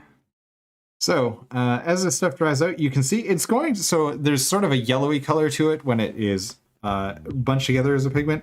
When we get it into our more smoothed out and distributed form, like what we're doing here, you guys can see that it is getting, it's more towards the white than anything. Now, to blend this stuff in, I'm just going to take, again, on our makeup brush, I'm going to knock most of it off. And I'm just going to go in with the makeup brush and give it a blend. And if some of this stuff settles down in the deeper recesses, no harm, no foul. It tends to look, we're doing a lot of the work of making some very, very bright areas of this model. We already took care of the darks. Knowing that this was the end result that I was looking for, we took care of the darks long before this, right? Like we took care of the dark parts of this diorama really, really early on, right? So I'm not super worried about keeping or making sure that everything is dark, that shadows are dark rather. I'm more concerned with making sure that we've got enough light so that those darks really do contrast, and that the contrast is very apparent. That's really where we're at with this part of the model. Also, I wanted the like dusty, dirty look that that dry pigments provide, and there's really only like, I haven't found another way of doing this that is better or easier or more functional than with dry pigments. There's lots of stuff that is supposed to mimic what dry pigments do. I have never found any of it to work as well. I'm talking about like enamel washes and streaking grime and all the rest of it. I'm willing to give it more work on those ones, but for me, for my 5 cents, this is literally the best way I've found, is with dry pigments, matte medium, and a little bit of water, and just getting it done. I've got a Necron army that I did a very similar weathering treatment with both rusty and sandy stuff, because well, they're Necrons, so I basically made them Tomb Kings because they're Necrons. That's fair. But it's one of those things that this is essentially, to me, this is the way to really sort of mimic dirt and dust and grime in probably the most accurate way. But if you guys have other techniques that you think work really, really well for doing the same sort of like griminess, I'm more than willing to hear it. Like I am interested in what other people use for techniques. This is why I spend so much of my time nerding out on YouTube and watching every other mini painting channel and commenting to the point where I think they all wish I would stop. But it's just one of those things that this is what I love. I love both the like nerdy lore side, but also the like painting technique side of it and what's new in the world of painting techniques. So yeah, if you guys have anything that you guys find works really well, or oh, you want to know what my salamander's idea is? Sorry, I'm not watching chat as well as I should be. We will get there. I promise. You will figure it out probably before most people. Sean, you will probably hear about it before most people too, because not good at hiding things. But we will get there together. I promise. All of us will get the opportunity to find out what my salamander idea. Sorry? What number of salamanders? Oh, we got a ways. Salamanders. Oh yeah, they're in the high teens. I was going to say they're up in the teens somewhere. I know that it's not Alpha Legion, which is my favorite Legion, and we aren't going to get to them for a while. It's going to be a while. But so again, you guys can see where the stuff is dried. We can get it to come into focus. You guys can see just how bright that stuff is. We'll come back. Like we're not done. This is not the last step for this model, but you guys can see just how dry and streaky that is. Even on his cloak and stuff, where I've applied it there, you can see that it remains very, very powdery when it's dry. So that's why I like these, because I can reactivate them just with water. Even the stuff that has medium in it, I can reactivate with water. And we can move it around, thin it out, make sure that it's working for the model as well as for my aesthetic senses. So, but yeah,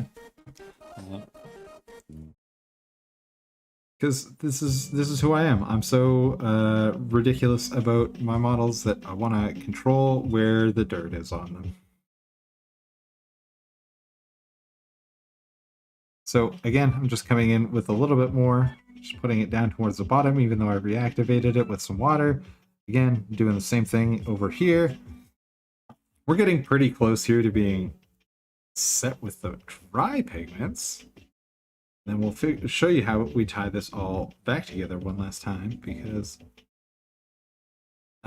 yeah, I feel like that is the important thing to do here, is making sure that this is all tied together and has sort of a unified look to it. That's really what today's focus is. And then we'll do some writing. We'll do little bits of writing on the purity seals and stuff. So yeah. In the meantime, Adam, do we want to do the next segment? Yeah, I would say it's probably time for some hits on 2+, so we can both just Google minis. Yeah, oogling minis.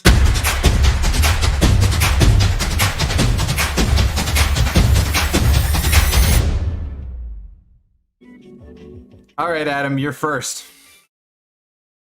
All right, so my pick for hits on 2+ is by Algorithm. Sure. I'm not sure. He can correct it later. It is a Legio Damnatorum Flesh Tearers Outrider. So that's the Legion of the Damned. Yeah, it is. For those of you who don't know, they are essentially the ghosts. There's an entire legion of ghost riders that are space marines. And they originally, I believe, the Star Phoenixes. But they have expanded to encompass other chapters. They're usually like, lost in the warp, or they die. They're like, their whole squad gets wiped out by skullduggery and stuff, and they're just all mad. I'm not sure the actual way they become Legion of the Damned. Warp ghosts. Yeah, warp ghosts. They are super scary, but also awesome. And I really love this mini. Yeah, man. I love this mini too. I love the new Outrider bikes. This looks to me like just a regular Outrider. It looks like part of the Indominus box or an Outrider box, one way or another. Take your pick. 50 one, half dozen the other. But yeah, this is super cool. I love. I am not normally a huge fan of when people do Legion of the Damned. I'm not gonna lie to you. It happens to be one of my least favorite normal paint schemes because most of them are just bad Ghost Riders. But this is a good Ghost Rider. This is a hell of a good Ghost Rider. I am. Yeah, Legion of the Damned normally to me means people taking slacky, hacky shortcuts and doing bad jobs of flame. But this is really good flame. The reason why I want to say this is a really good flame is the flame is chunky. It's got bits of crud in it. If we take a look, I want to find the best photo of it. Okay, here's here we go. On the front tire here, just as it's traveling through whatever it is that's making this be on fire, there are bits, there are dots of black out of ash and soot, and you can see it up on his shoulders and stuff too. That is how flames work. Incomplete combustion, anybody who sat around a campfire for long enough, you get sparks and stuff that fly out of the campfire at you. This is how that works, and that is not normally how this works for people. Most people don't do a particularly good job of it, but our friend Algorithm? I'm sorry, man. I know I totally butchered your handle, and I apologize, but man, that is some detail, and I love it. I love it. Here's one thing I just noticed. If you zoom in on the part between like the legs and the front wheel, yeah, there is hand painted Flesh Tearers art. Yep. Yes, there is. So it's a little hard to see. We'll zoom way in. There you go. You guys can see it right there.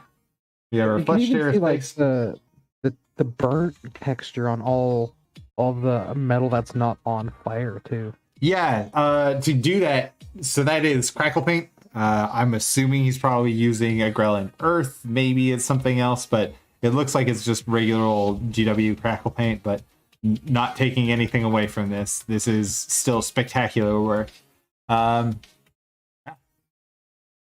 If there's one thing I could say, and I'm going to channel Vince Venturella on this, flames don't actually turn red. They turn dark brown. So at the tips of flames, and I know this is you're not looking for my feedback, so I should just shut my pie hole. But if there is one thing that would really push it over the top for me, Yeah, flame at the tip of flame. So it goes from yellow. It doesn't go through red. It goes to brown. So it goes from like yellow to orange to red, brown to black. Like that is the color progression for flame. I'm not trying to take anything away from this. Red is absolutely appropriate on the metal parts. It is less appropriate. So you can see like our power plant on the insides here. All of our power plant metal stuff, that is correct. It goes to red and then to the like black where it is furthest from the heat source. But yeah, just on actual flames themselves, they don't go to red. They just don't. That's not how flame works. I know, I'm a dick. I should shut my face hole. We just popped up on Sean's TV. Sorry?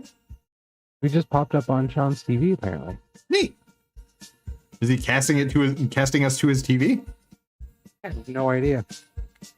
Fun. Yeah, so that is your Hits on 2 Plus. Now again, with Hits on 2 Plus, you guys down in the comments or in chat can vote for whoever is your favorite. If you would like to be a part of Hits on 2 Plus, we would love to have you. I promise I won't give any more unsolicited advice, unless of course that's what you want. If you guys want advice on what I see in your minis, cool. I'm more than happy to give advice to people. But you can do that by emailing your entry to choiceminis@gmail.com. We'll also, if you want, feature it during our break. We'll just put it on in the slideshow in the break, as opposed to putting my really old minis in the slideshow on the break, because I haven't been bothered to take photos of my minis for the last couple of months, because I don't know, I'm bad at this. At any rate, or you can hit me up on Instagram. Just throw them in IG, or you can join the Discord and throw them in the Discord, just in the main channel, and we'd love to include them. So, my Hits on 2 Plus this week is... There we go. So, this is from Christoph Kobazik, I'm pretty sure. We're going to get a nudity ban on this, but I don't care.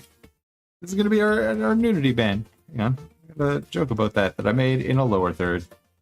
No, you're just not gonna do it, eh? Just not gonna do it. All right, well, whatever. Yeah, I don't know what to say about this. This is phenomenal work. We got a crazy model in just incredible blending all the way throughout. The texture of her skin is just phenomenally well done. The combination of using a lime green / grass green / spring green, I guess, in the on the interior on the OSL side, and then using our purples all the way throughout the outside. Man, even the flowers and all the rest of it, the hair color, just all the way through, I cannot say how beautiful this model is and how beautiful the paint job is, Christoph. Just, man, I can't say enough nice things. So I'm just going to sit here in awe and really wonder what I'm doing with my life and how I could someday wish to be nearly as cool as this model is. And as cool as Christoph is. He's got a lot of cool stuff, so if you want to go check him out on each IG, you can see his username there. Yeah. Whole mini was painted using only 6 colors, which, yeah. I mean, insane. He's using primary and secondary colors as colors, so it's kind of cheating because you can mix literally anything from there, but yeah. If you got red, green, blue, yellow, red, green, blue, yellow, magenta, cyan, black and white, you can basically paint any color that you want, but doesn't make this any less of an accomplishment. Really, absolutely stunning, absolutely blown away. I know that you've been posting about this for a while, Christoph, so I wanted to hold off until you're doing your final shots, but this is just so cool, just absolutely stunning. So yeah, that's my entry for Hits on 2 Plus. So you guys can vote in the comments. In the meantime, I love like everything about this mini. That paint job is so insanely good. Right? I mean, it is a slightly larger scale. Like we're not working in 32 heroic, but like I believe it's 75 millimeter, so not huge by any means. But yeah, I'm just constantly blown away by this sort of thing.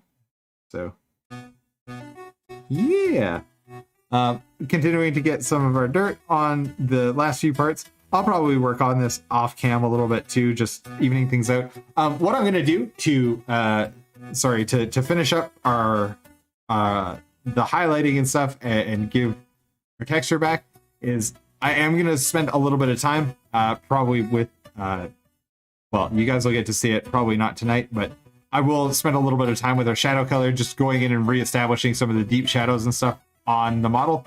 Just from this angle, we'll go back and reestablish some of the lowest parts. I'm going to be using probably our Payne's Gray ink. I've got FW Payne's Gray ink that'll come in and just put some of the shadows back on this side so that we have a nice sort of overall dusty look, but also so that we have so that we have the overall lighting that we're looking for, as well as still maintaining our nice shadows that we have put onto the model as well. And we'll continue to work on making sure that the right parts of our dudes are also equally dusty so that we can keep that sort of dusty theme going throughout. Sorry, I'm just going to do a little bit of application here as we're talking. Okay, let's get into writing some tiny writing. How are we feeling about tiny writing, Adam? My tiny writing usually just ends up being like squiggles. So yeah, and this is something that I wanted to address. There's nothing wrong with squiggles. There's absolutely nothing wrong with just making tiny squiggles. That works. What I want to talk about is how we make tiny squiggles. So I'll probably let's start off with the one on the back of his arm here. We can get, yeah, there we go. A couple things. First of all, I am going to use, and this is something that GW likes to send out stickers for, but so I know that my palette cam has died. I still don't have a great solution for keeping that going all stream. But what I'm using is a combination of,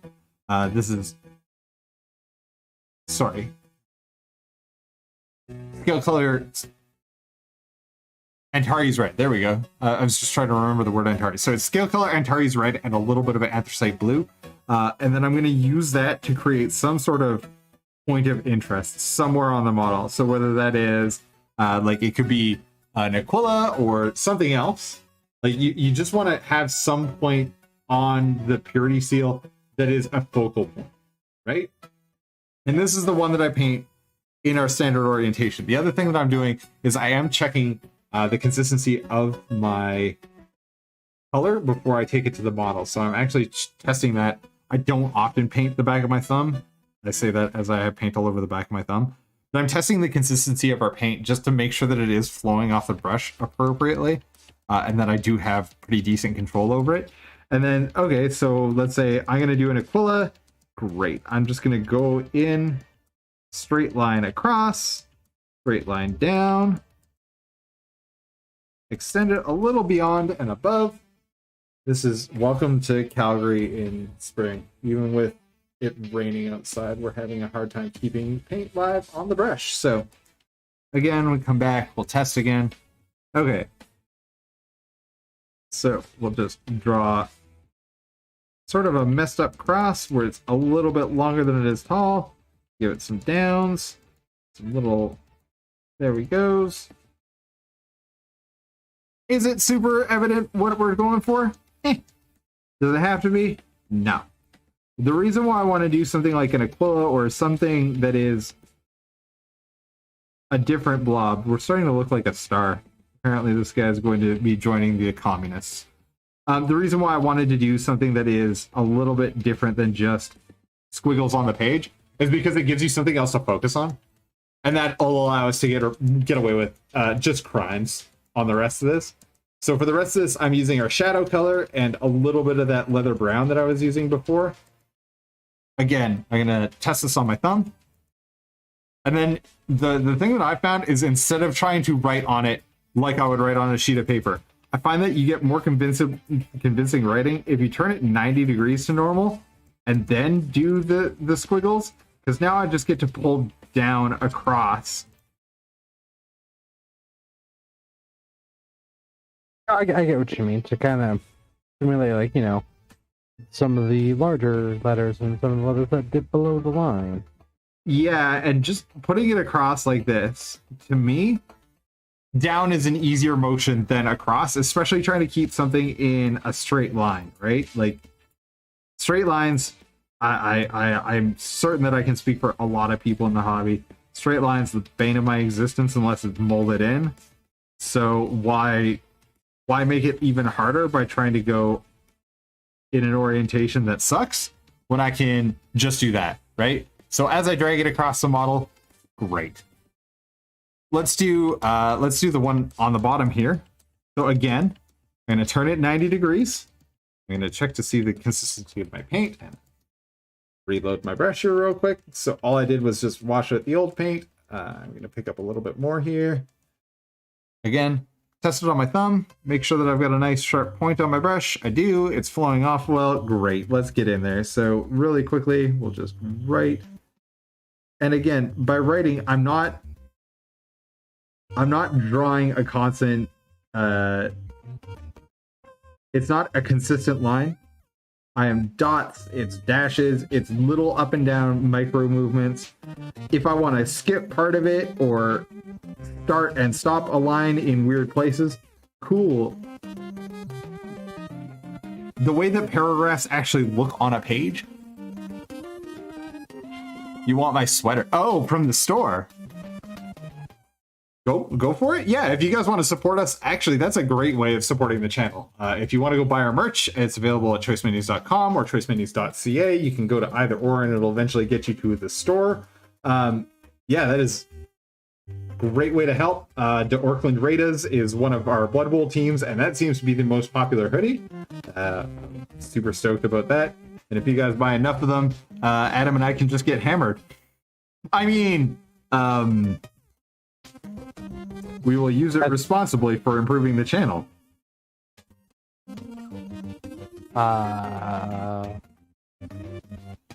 Yes, we will. Yes, we will. We're responsible adults. We will drink responsibly, is what we mean. I probably won't drink them. Yeah, but neither here nor there. We will use it responsibly for responsible adult things that definitely condone. We're going to do important things with it. Important work will be done. Listen, I'd like to say that every penny you guys spend on merch will go back into the channel, but some of it's going to go into like having fun and buying models, and we'll paint those models on stream. Some of it's going to go into just, I don't know, paying to be alive. I'm an adult. Like, this is me monetizing my hobbies. If you expect me to spend all of it on responsible things, you are incorrect. So we're continuing on to our larger piece, and this is, so on our larger piece, this is probably a good time to get some other shapes and forms and stuff into our writing. So again, I'm at 90 degrees to the writing.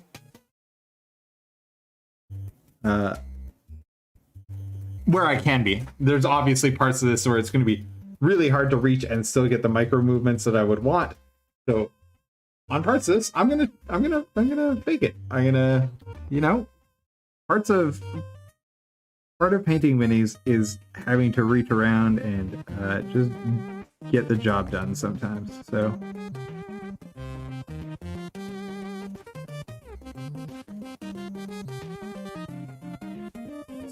the other thing is, inside of that square, we will put something official looking. I don't know.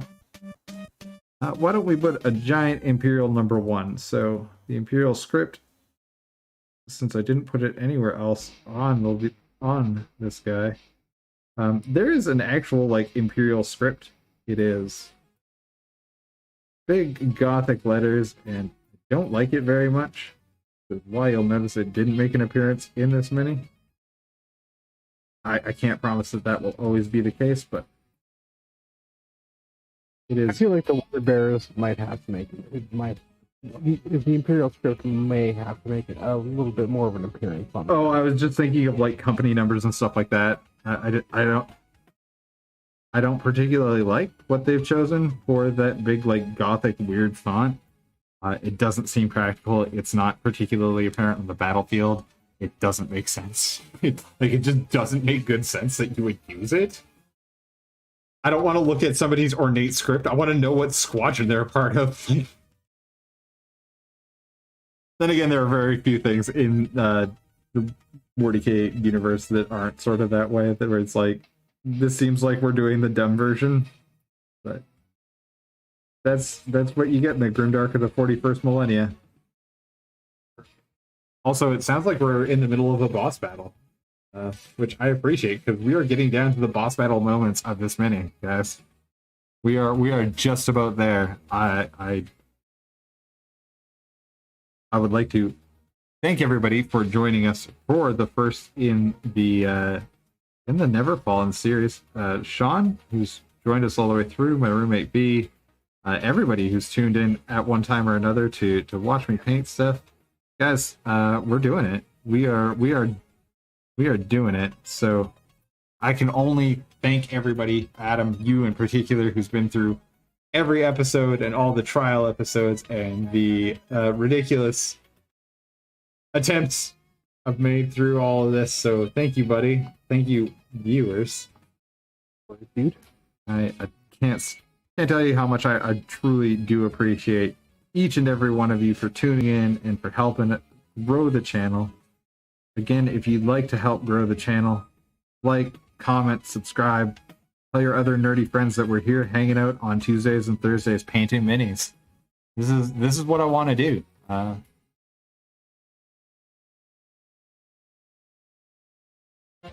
Oh, you know what comes out tomorrow? What comes out tomorrow? The new Text Talks Battletech video. Nice. Text talks about the Marauder. Sweet. Yeah, I am super excited as we get closer and closer to the release of Diablo 2 Resurrected. I gotta say that there is not a lot in computer games that has me excited the way that the promise of playing Diablo 2 like I'm in high school again does. Because I played a lot of Diablo 2. A lot of Diablo 2. And now that I know that it's getting remastered, I am excited like a schoolboy. My dad was addicted to Fallout or to Diablo 2. That's totally fair. I think he finished it with every character. Adam, you just subscribed? I just turned on the notifications. Oh, on YouTube? I've been subscribed the whole time. Have you? Because it just says that you subscribed, man. At any rate, thank you, Adam, for subscribing. Thanks, co-host. My own stream. Yeah. Well, I've been subscribed to since like before the stream actually even started. Yeah, I was gonna say I do remember you actually subscribing. So, but I did just turn on notifications because I figured why not. That's fair. You can get notified when I go live or when we go live. Yeah, for those days when I run late. That's fair. You can watch from afar. So right now, I'm just going around the model and picking out little bits, points of interest where I want just that little bit extra to show up. Because we are basically done with this boy. Like, I was starting to say it before, and I'll say it again probably one more time. I really appreciate all of you guys joining along on this strange journey. Can't promise every time that I will have the best painted model. Can't promise that I won't rip the arms off my dude when I am literally moments away from completing him and be sad about it. But I would love to hear you guys' suggestions. I thank you guys so much for coming on the journey.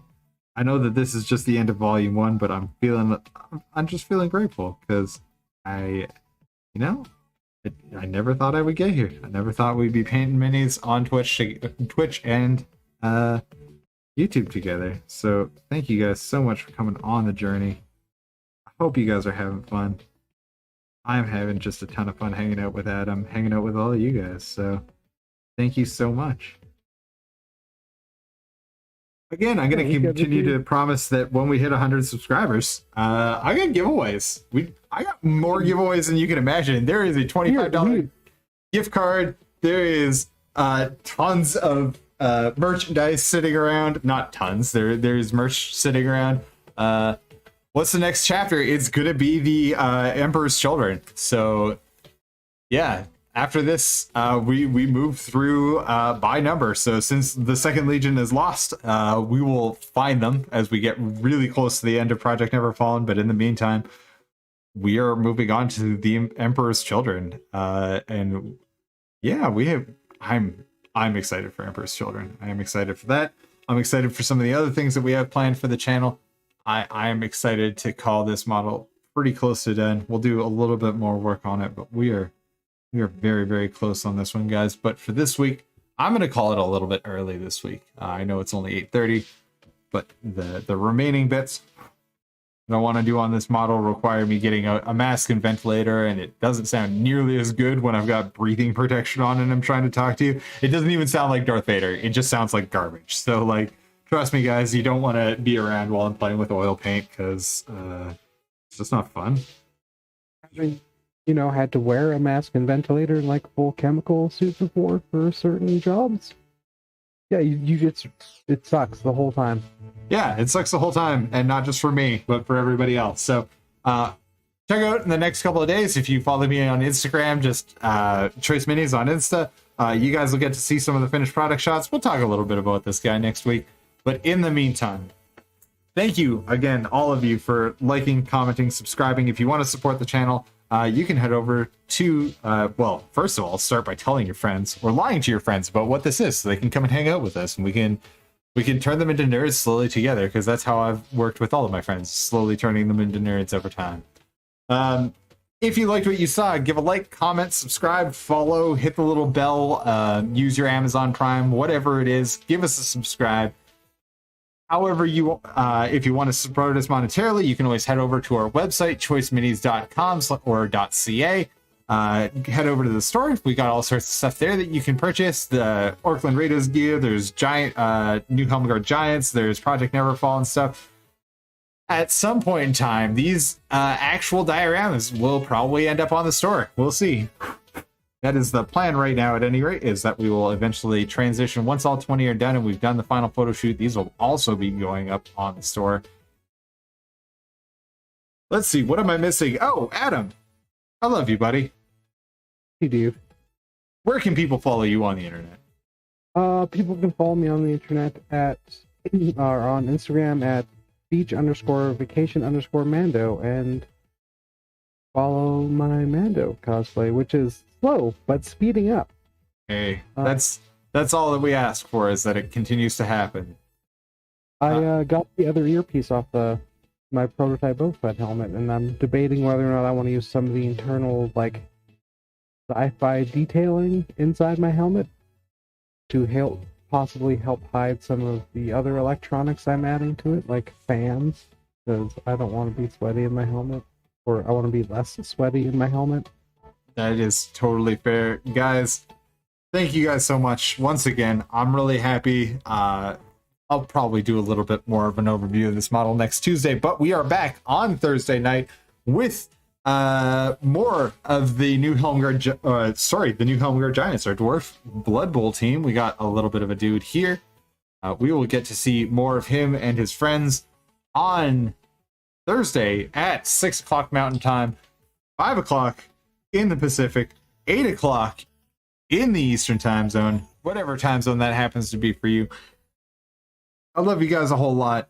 Do something about white supremacy. Get vaccinated. ACAB.